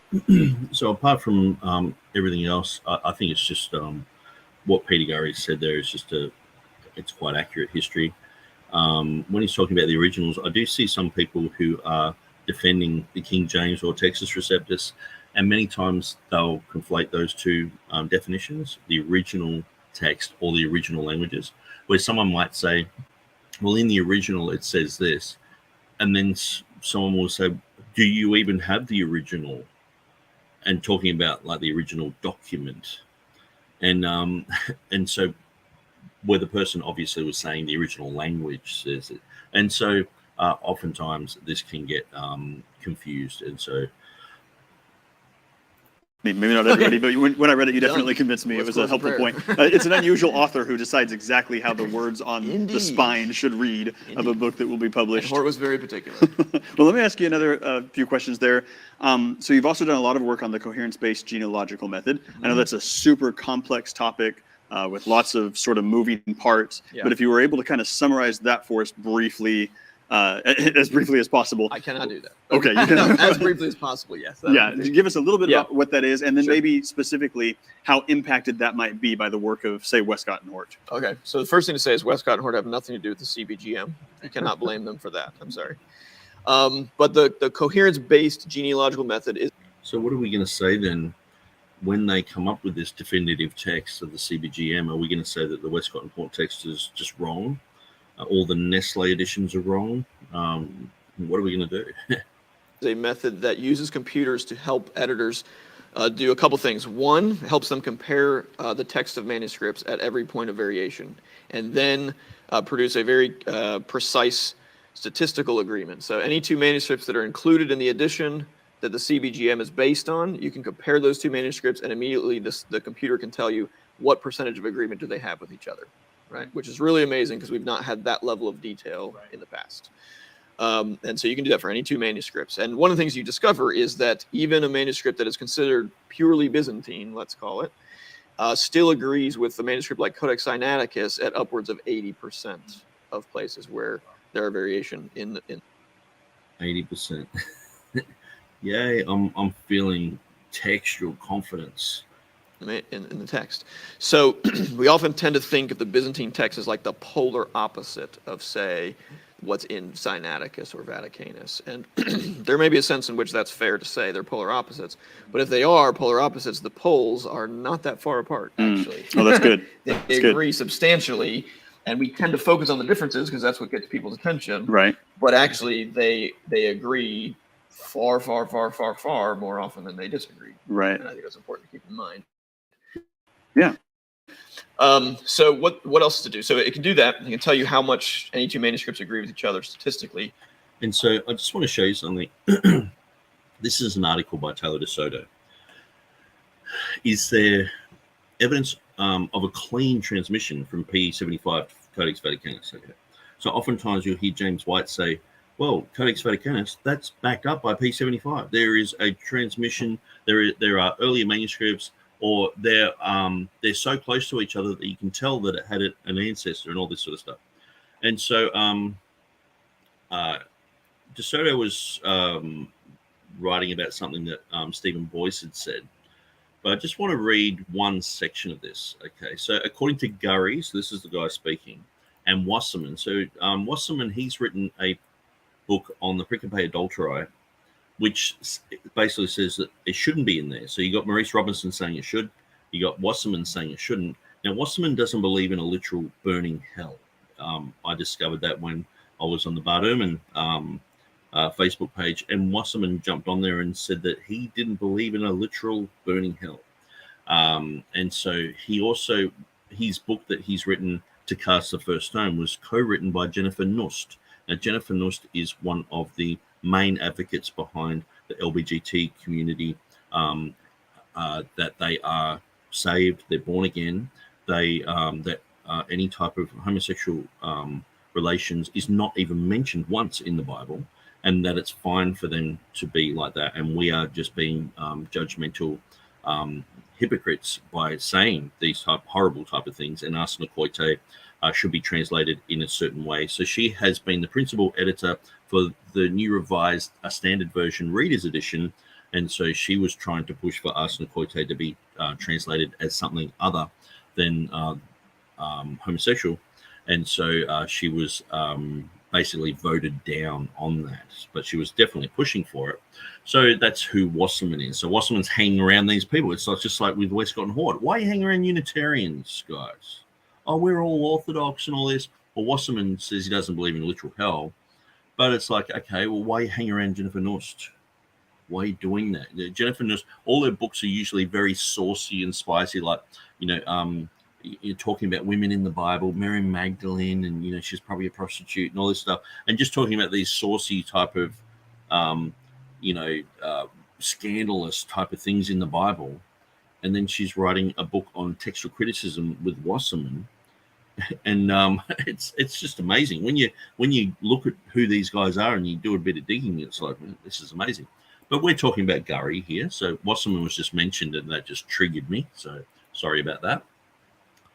According to Gurry and Wasserman, the gurus, 78% pre-genealogical coherence serves as a sort of baseline or cut-off point in determining whether or not two manuscripts should even be considered as relatives to one another. So notice he said 80% before. He's like, sometimes a Byzantine manuscript can be 80%, close to Sinaiticus. Okay. Using this for a basis of my analysis, if two manuscripts have less than 78% coherence, it is very likely that they're not directly related. Okay. While this is not an absolute science or definitive, it does give us a lot of information when determining if there is a clean transmission between two manuscripts. Now, the challenging component of this discussion is determining where the threshold is for what can be considered a clean transmission. Do we say that 85% qualifies as clean, or do we expect closer to 95? If a scribe generally copies accurately, is a 22% difference clean, evidence of a clean transmission, or does it tell us that there's likely another manuscript used that can account for the difference? A new development in modern textual criticism informs us that we should generally trust that scribes copied carefully. So 1, scribes typically copied their sources with fidelity so that ancestors and descendants are closely related. Number 2, when scribes diverge from their primary source, it is more often because they have access to another source. Okay. So look at this. Taking into consideration this axiom, it is reasonable to try and make some determinations as to whether P75 and Codex Vaticanus have a clean transmission between them. I'll be looking at the pre-genealogical coherence of P66 and 75 in Vaticanus below. Using the INTF manuscript clusters tool for John, we see that P66 has a 59.9% pre-genealogical coherence with P75 and 51% with Codex Vaticanus in the places compared. P75 has a 79.1% pre-genealogical coherence with Codex Vaticanus in the places compared. This tells us that comparisons between P66 and Codex Vaticanus are not particularly relevant when we are trying to make the case that there is a clean transmission between the two. P75 is better, although our objective is establishing a clean transmission between P75 and 03 or Vaticanus. We have to say that 79.1% pre-genealogical coherence is strong enough to make this judgment if we take into account that relationships with less than 78% are considered irrelevant for this analysis. The initial data does not bode well for Dr. Boyce's case. And so then he has a conclusion. I'll just quickly read through this.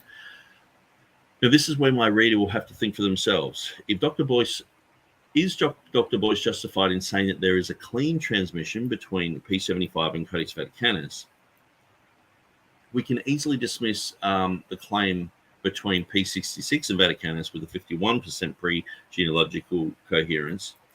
These two manuscripts agree in roughly the same places they disagree. In the case of P75, there is a 21% difference in the places compared. If we assume that the scribe of Vaticanus copied carefully, it seems more reasonable to say that he had access to other sources rather than saying that he made errors in 21% of the places that he copied. The simple conclusion is that no, there is not a clean transmission between P75 and Vaticanus. In other words, there are pieces missing to this puzzle, and we do not have those pieces. Now, to give my reader a picture, to put this in perspective, imagine a puzzle that takes up the size of a coffee table. Now, imagine 22% of those pieces are either missing or belong to another puzzle. It is possible that the scribe of Vaticanus had access to P66 or P75, but our data does not tell us that these were the only two sources used, if they were used at all. It is possible that Vaticanus shares a clean transmission with some other manuscripts, but it is not reasonable to say that these manuscripts, P66 and P75, according to Dr. Boyce with his opening presentation, should be guided by what the evidence says. In this case, it does not appear that the evidence agrees with the claim made by Dr. Boyce in his debate with Jeff Riddle that P75 has a clean transmission up to Codex Vaticanus. There are simply too many pieces unaccounted for to reasonably make this claim. Now, I understand Peter Gurry was talking about Sinaiticus and a Byzantine text. He said there's about 80%, but you've got to look at the cutoff point is 78%. And so this clean transmission, 79.1%, it's like you just scraped in, you know. But when you're talking percentages like this, it's like it can get really vague. These guys are dealing with the biblical text, you know. So I just thought I'd show you that one. John Moore says, yes, great job. Thanks, John. Helg says, Robinson Pierpont used the Westcott and Hort title in the original Greek in the sense of the original text, but both senses were probably in the minds of Westcott and Hort, though I think it was more text than language. Yeah, I haven't looked into that issue, so... Then once the editors start making their decisions at thousands of places of variation, the computer keeps track of each manuscript that has each reading and remembers how the editors related the readings to each other. And then over time, across thousands of variations, the computer can help feed that information back to the editor and remind the editor that, hey, over thousands of decisions, you tended to think that this manuscript had the prior reading X number of times, and this other one had the later reading X number of times. In other words, the computer can start to tell you which manuscripts you as the editor think are actually the best ones. And that helps keep you accountable, basically, to your own method as you go. Because one of the things that's very hard to do as a human being is to keep thousands and thousands of data points in your mind all at the same time. You can't do that. But it's very easy for the computer to do. It can easily remember what decisions you made 1,000 decisions ago and what manuscripts were involved and how you said they related at that particular point of variation. And then it can then aggregate those thousands of decisions and feed that information back to you and suggest relationships of witnesses to each other. So that is a very short version. And very simplified version, but helps hopefully people that are the bottom line, though, is that it's an attempt to use the power of computers to help us study the manuscript relations and then our own ways of thinking those manuscripts should relate to each other. Right. Skynet Bible. So, you know, God, we're going to help God preserve his word by getting the computers involved. Now, I'm not against AI. I'm not actually against biochips or, you know, having a credit card or, you know, it's really because what they turn into, the mark of the beast and things like that. That's why we might be a little bit afraid of those type of things. But I'm until the beast actually is there, you can't have a mark of the beast. So I'm enjoying AI. Chat GPT is great. I think it's fantastic. It's actually like having a scholar sitting with you right there. You can just ask certain questions, especially if you've trained it well. And so, but the thing is, a Skynet Bible, you know, the Terminator concept, you know, it's like computer says no.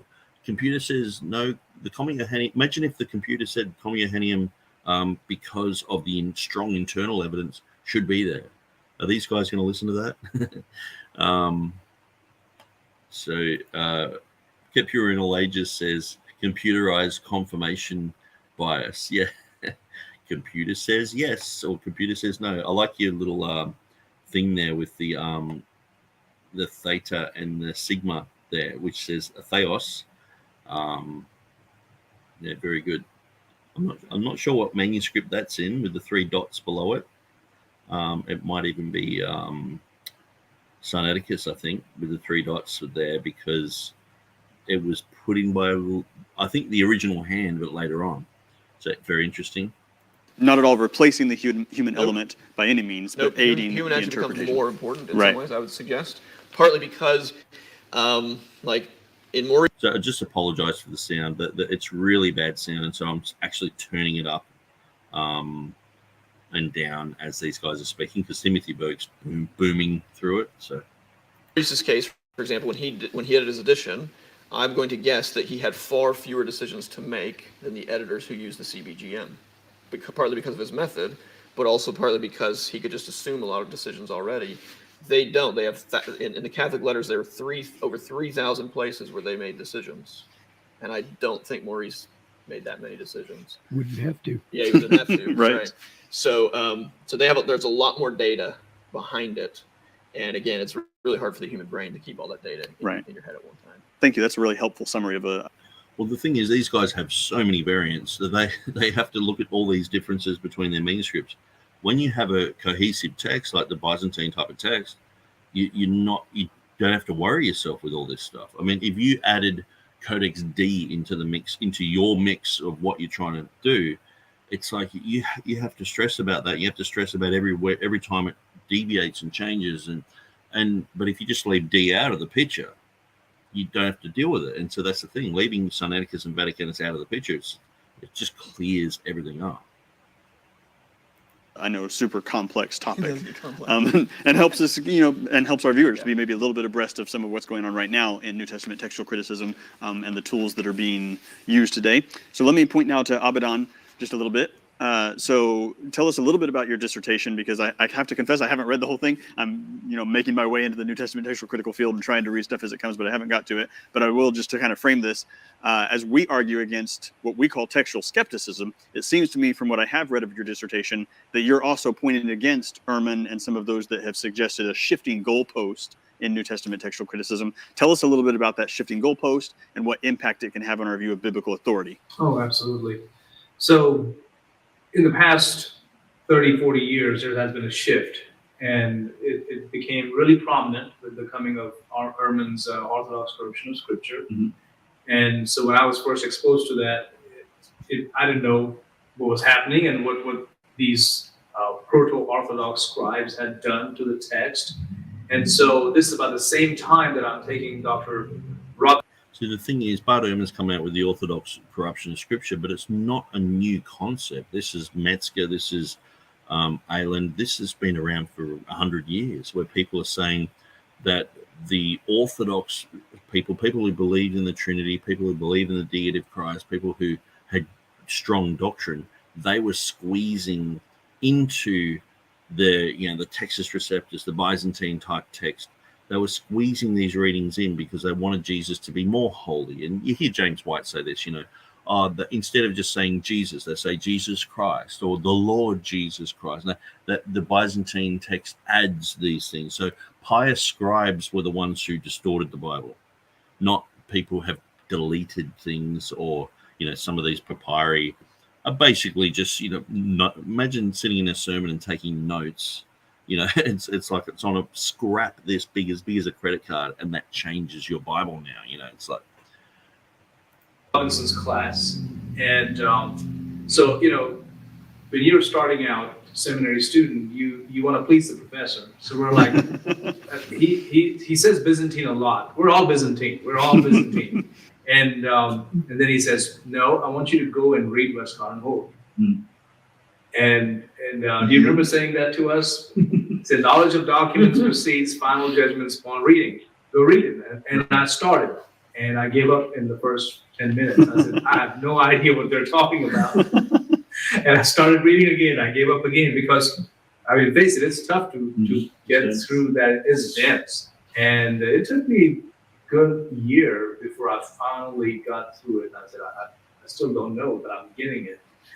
And so, but anyways, I kind of deviate from that topic. But that was my introduction to textual criticism. At the same time, this book is out by Professor UNC Chapel Hill. Mm-hmm.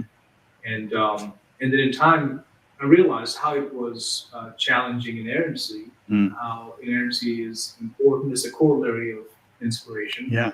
And so simultaneously, these things are happening. I'm learning about textual criticism, and at the same time seeing that this book is a big threat to what we believe about the text of the New Testament. And so we made a proposal that I would do my dissertation on that and call it a postmodern deconstruction of the New Testament text, and it didn't fly because they can understand what postmodernism with Derrida and all those guys had to do with Bart Ehrman. Right. That has nothing to do with that. But we were not talking about postmodernism as literature. We're talking about it as a philosophy. That how, when you become skeptical about the text, that any text or no text at all is the goal of textual criticism, then it definitely affects how we see Scripture, the authority of Scripture. And so that is my dissertation. And of course, I look at several others, David Parker, Eldon Abt, J. Keith Elliott. Also look at CBGM, but then I draw my conclusion from that. That's excellent. Thank you so much for summarizing that. That's right in line with what we want to do. We want to encourage textual confidence in the text of Scripture, and oppose that kind of what we call, you wouldn't use these terms maybe, but what we call textual skepticism. And I'm grateful for that. Let me ask you this, just kind of along those lines, as you've looked at different editors and how they've done that. Would you see that modern shifting of the goalpost in something like Ehrman as distinctly different from what Hort and Westcott were doing in their approach to the text and the goal of textual criticism? No, I think those are two different issues we're talking about there. I mean, I cut my teeth on Westcott and Hort, to be very honest. I mean, that's where I learned the importance of external evidence and how that impacts textual criticism. So that's and I wouldn't say they were necessarily challenging the causing suspicion or those kind of things. Sure. When you read Ehrman's book, and of course misquoting Jesus, it's on a lay level. And the popular one that everybody reads. Right. It seems like on one hand, he gives you all the information, whether in the footnotes or in the main text, but then you still walk away going, wow, we don't have the Bible. We will never have the Bible. Right. The Bible is hopelessly corrupted and it's over. And I don't know how he does that, but it does. Because he doesn't come out and say that, but he definitely lets the reader conclude that. Exactly. That's exactly what I conclude when I listen to these guys. I'm just like, well, okay, so Maurice Robinson's like, yeah, well, the Book of Revelation's shaky. It's like, what do you mean it's shaky? What? Yeah. And I see something very different with. And he's probably the strongest one here. Okay, well, thank you. That's a very helpful summary, and I appreciate you all kind of speaking into an area that we've just sort of picked of all your vast works. But what I'd like to do now is maybe open up kind of some back and forth discussion to wrestle with as we're taking this big 4-part argument for the King James, that second premise being modern textual criticism is really just Hort and Westcott. Modern Bibles are really just translated from Hort and Westcott. And so this is where we enter into that time where Mark Ward says it's really not until the 42-minute mark that they really start getting into it. Most of it's just introductory material. And so I've already gone for nearly 3.5 hours. I'll just check some more comments, but I'm probably going to finish it up in the next few minutes. Unless someone wants to jump on. If you want to join, there's a StreamYard link scrolling along the bottom there. If you actually type that in, you can become a bobbing head and I can throw you up here. And so I think it'll make a good place to stop the video, because we've gone through all the introductory material, and so now we're dealing with the whole Westcott and Hort thing, and I can re-listen to that and get freshened up on what they're going to talk about. So I've got something to say as well. I have listened to it, but sometimes the whole thing of Westcott and Hort and all the other stuff, it doesn't really interest me that much. If I'm listening to Theodore Beeze's stuff, if I'm listening about the King James translators, I'm very interested.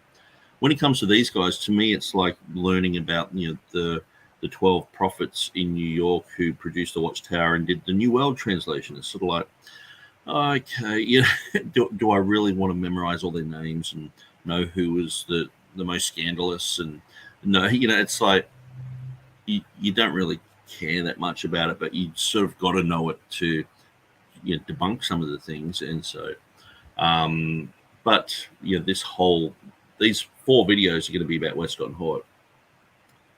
History Documents says Peter Gurry and Timothy Berg, in a word, indoctrinated.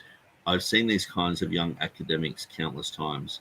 They both lack critical thinking and are merely regurgitating liberal talking points. Yeah, it's unfortunate because these guys are very smart guys, and they've just gone down the wrong path and being heavily influenced by people like Dan Wallace, especially on both of these guys.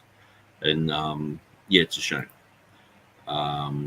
They all parrot the same thing. Yeah, and that's the thing. It's like, you don't get many critical text people who are just, saying the exact opposite of, no, this is what it should read. And where you do get, I guess that's where the Byzantine guys, James Snap, can sort of be free to sort of say whatever he wants. 1 minute he can defend the King James, next minute he can be totally against it and all that. Where I think at the end of the day, we know that God promised that he would preserve the words of God to us. And so where are those words? I can point to them. I can show you where they are. I can know if I've added or subtracted from those words, and I can know if I do that sin. The Bible says my name will be, or my part will be taken out of the book of life. So I've got to know where those words are to do that. Or else if I'm printing a Bible, I'm like, well, maybe I can just delete, the Alpha and the Omega, the beginning and the end. Let's just delete that, It's not in these other Bibles, Is it really not? Or you got to know where the words of God are to commit that sin. So that inadvertently says that we will know where the words of God are. I know where the words of God are. I just think that these guys are in unbelief that God can't keep his promises. I believe God can keep his promises. God said, let there be light, there was light. God said, let's create man in our image. Bang, it happened. God said, I'm going to have my Bible. I'm going to preserve my words till the end of time. Heaven and earth will pass away. He's talking about the eschatological ending, right at the end.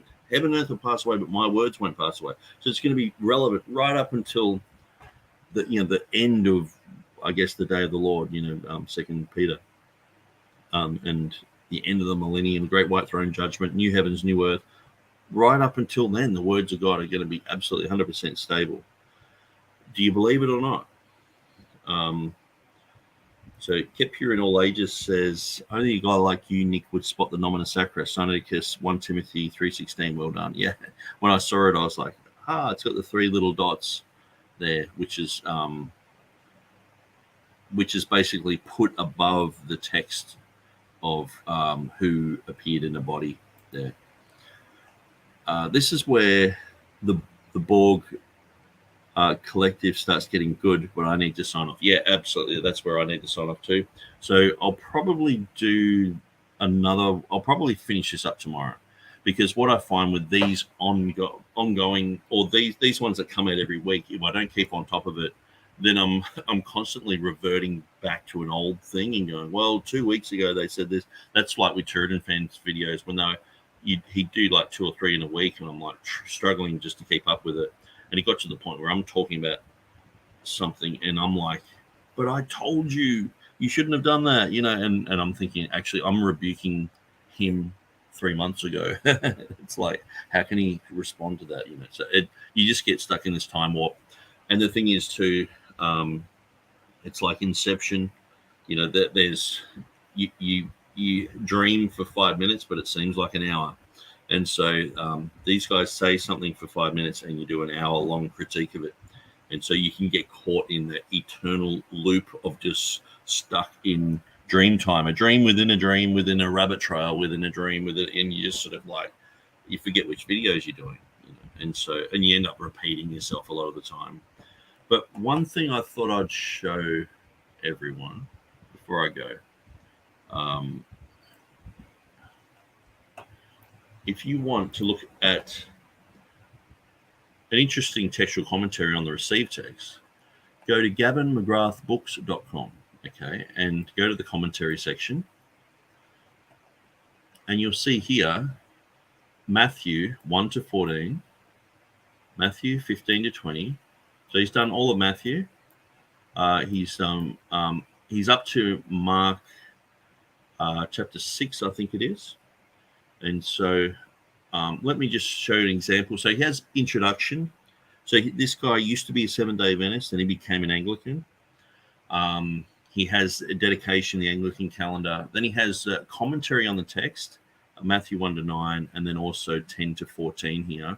And then he has appendices to volume 1. So ratings of the TR variant. So he uses the same type of methodology that Metzger and other guys use, but he is critiquing all these other, the majority texts. He's critiquing Westcott and Hort texts and a whole bunch of other things, and saying the TR is coming out with A readings.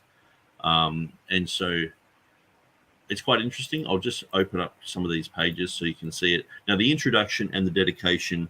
Introduction, he oftentimes is talking about himself, but it's actually interesting reading, because he grew up as Seventh-day Adventist, and then sort of had to come out of that cult, and then he's gone into Anglicanism. I've conversed with him several times about certain textual variants. So he's an Australian guy. He's actually not that far away. Well, he's in south of Sydney. So Sydney's like our major capital city in the state that I'm in. And so I'll just open up one of these documents. So people who are interested in a TR guy and what he's saying. So, yeah, starting off, the Gospel according to Matthew, the TR's Greek title, Evangelion, the Gospel, Kata, according to Matthew, is supported by majority Byzantine text, W. So he's got all the textual data, and then he has his own commentary on it, which is really quite good.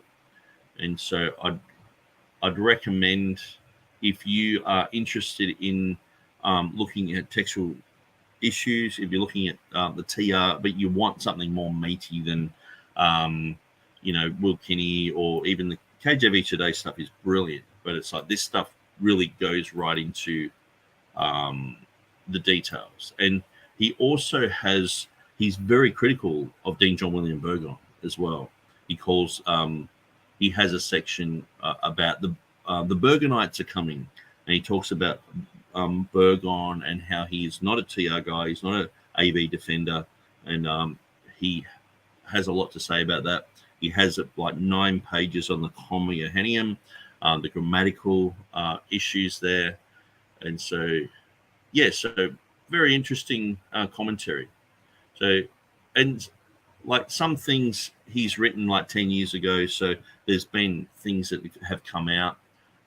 He doesn't really touch much on the Matthew 1:1 stuff that I bring out on my website, but that's cool. He has a lot of stuff, like you're dealing with the Asa issue, the Amon issue,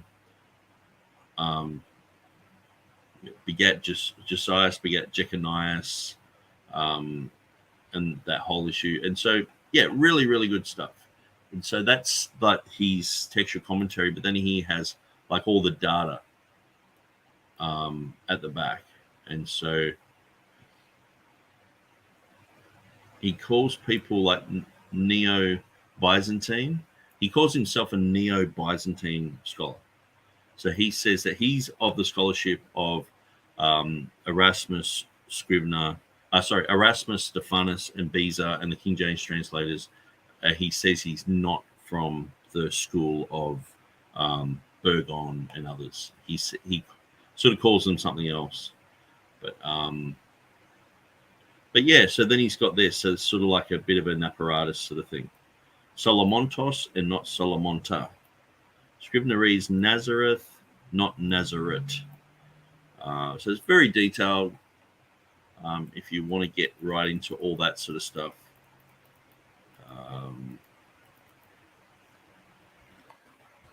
Burgon.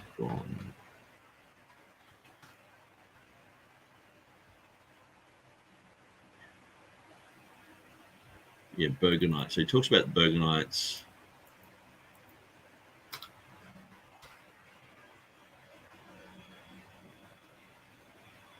Anyway, I think that's it. And just one last thing before I go. I am going to be hosting debates on this channel. And what I thought too, I should also get people on this channel and interview them. So there's some very interesting people who frequent the Textus Receptus Academy page on Facebook. There's there's just very interesting people who know a lot about text criticism, know a lot about Bible translations, and the TR defenders, the KJV defenders, and I'd love to find out people's perspectives. And so I thought, well, if you want to be interviewed here, just contact me. My email is ausclix. It's AUS. I'll just write it here, AUSCLIX @gmail.com. And yeah, send me an email or contact me on Facebook, and we can organize that. If you are a TR defender, and I know, there will be differences between my position, your position. We'll be splitting hairs over things, but it's like, I really want to make it so I'm interviewing and asking how you came to a certain position. I think it's very helpful. The book that was written by Jeff Riddle and Christian McShaffrey, just asking people simple questions. It's quite amazing how you can get a lot of really good answers. One of the best books that was going around in the 1990s, I think it was the 90s, was 50 creationists answer like the question, why do they believe in creationism, or something like that. And so what they did is they just asked some basic questions, and people came back with, they were to do it in like 3 pages. So people came back with all sorts of technical things. Other people said that they prayed about it and God had answered the prayer. And some people had just listened to a preacher and they were convinced. But it's a very good thing to read. And I thought to really encourage people's faith, because some people they're drowning in Bart Ehrman material. They're drowning in the Textual Confidence Collective stuff. They're up to their neck in Mark Ward material. It's like, well, let's popularize the TR position, because they're trying to make out that we're these cohesive Ruckmanites and all the rest of it. I mean, half the people on here, I would never even imagine that they'd be into Ruckman.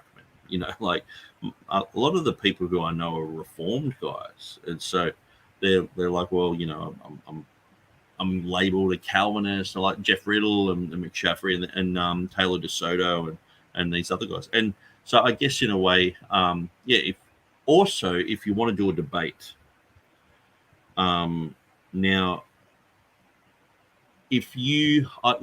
I've had about 12 people say they want to do a debate. Some of them specifically are like, I want to debate 1 John 5:7. I want to debate this. I want to debate that. It's hard to find opponents. And so if you can, if you want to do a debate and you can find an opponent, that'd be great. And so, it might be 1 Timothy 3:16. It might be 1 John 5:7. It might be any of these places where we want to defend the Word of God against the corruption that's happening. If you can't find an opponent, well, contact anyway, and basically talk about your strengths, because it's so much easier to debate your strengths rather than me go, debate the Pericope Adultera, and you're like, oh, okay, and you you're starting from scratch and you're digging up all this stuff for months and months, and then you make a presentation. It's so much easier to just do something that you're already passionate about, and it's like your hobby, and that makes for a way better debate.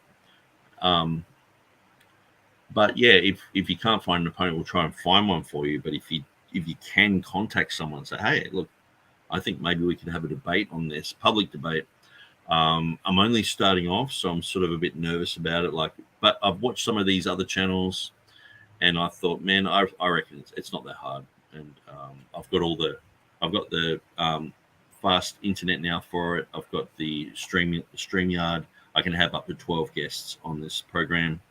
And so, it's just a matter of getting things sorted, like sound and things like that. And so that's where I'm a bit nervous about it, because I'm not a huge techie guy, but I think I can sort of fudge my way through it.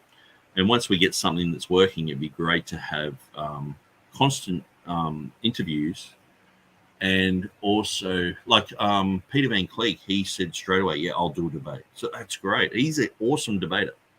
I'm pretty sure I could probably get Thomas Ross as well, and do some really, really good debates. and not just vague, like, is the NIV good, or whatever, like going right into the weeds and nutting out things. And I guess too, we could even do some in-house stuff where you got someone who would be classified as a King James only sort of Ruckmanite type of guy, and then you got someone who's defending a Textus Receptus position. And I'm not against that type of thing either, and not so much to cause division, but to just, you're looking at both sides and weighing things up, and you're going, okay, well, no, I think that position is not sophisticated, or no, that other position is very good. Or so anyway, I thought I'd throw that out there at the end of this. And if anyone's out there who's on a critical text position or a majority text position side,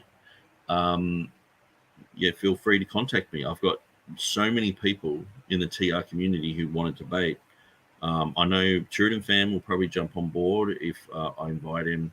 There's a few other people who I've debated over the years. They might jump on board initially, but I don't want it to be all about me and me debating. I want to host other people and give them the opportunity to have a voice and to defend, because there's people get tired of the stuff that I'm defending, Revelation 16:5, and the Commuhanium, and it's sort of like, it gets a bit tiring going over the same old stuff.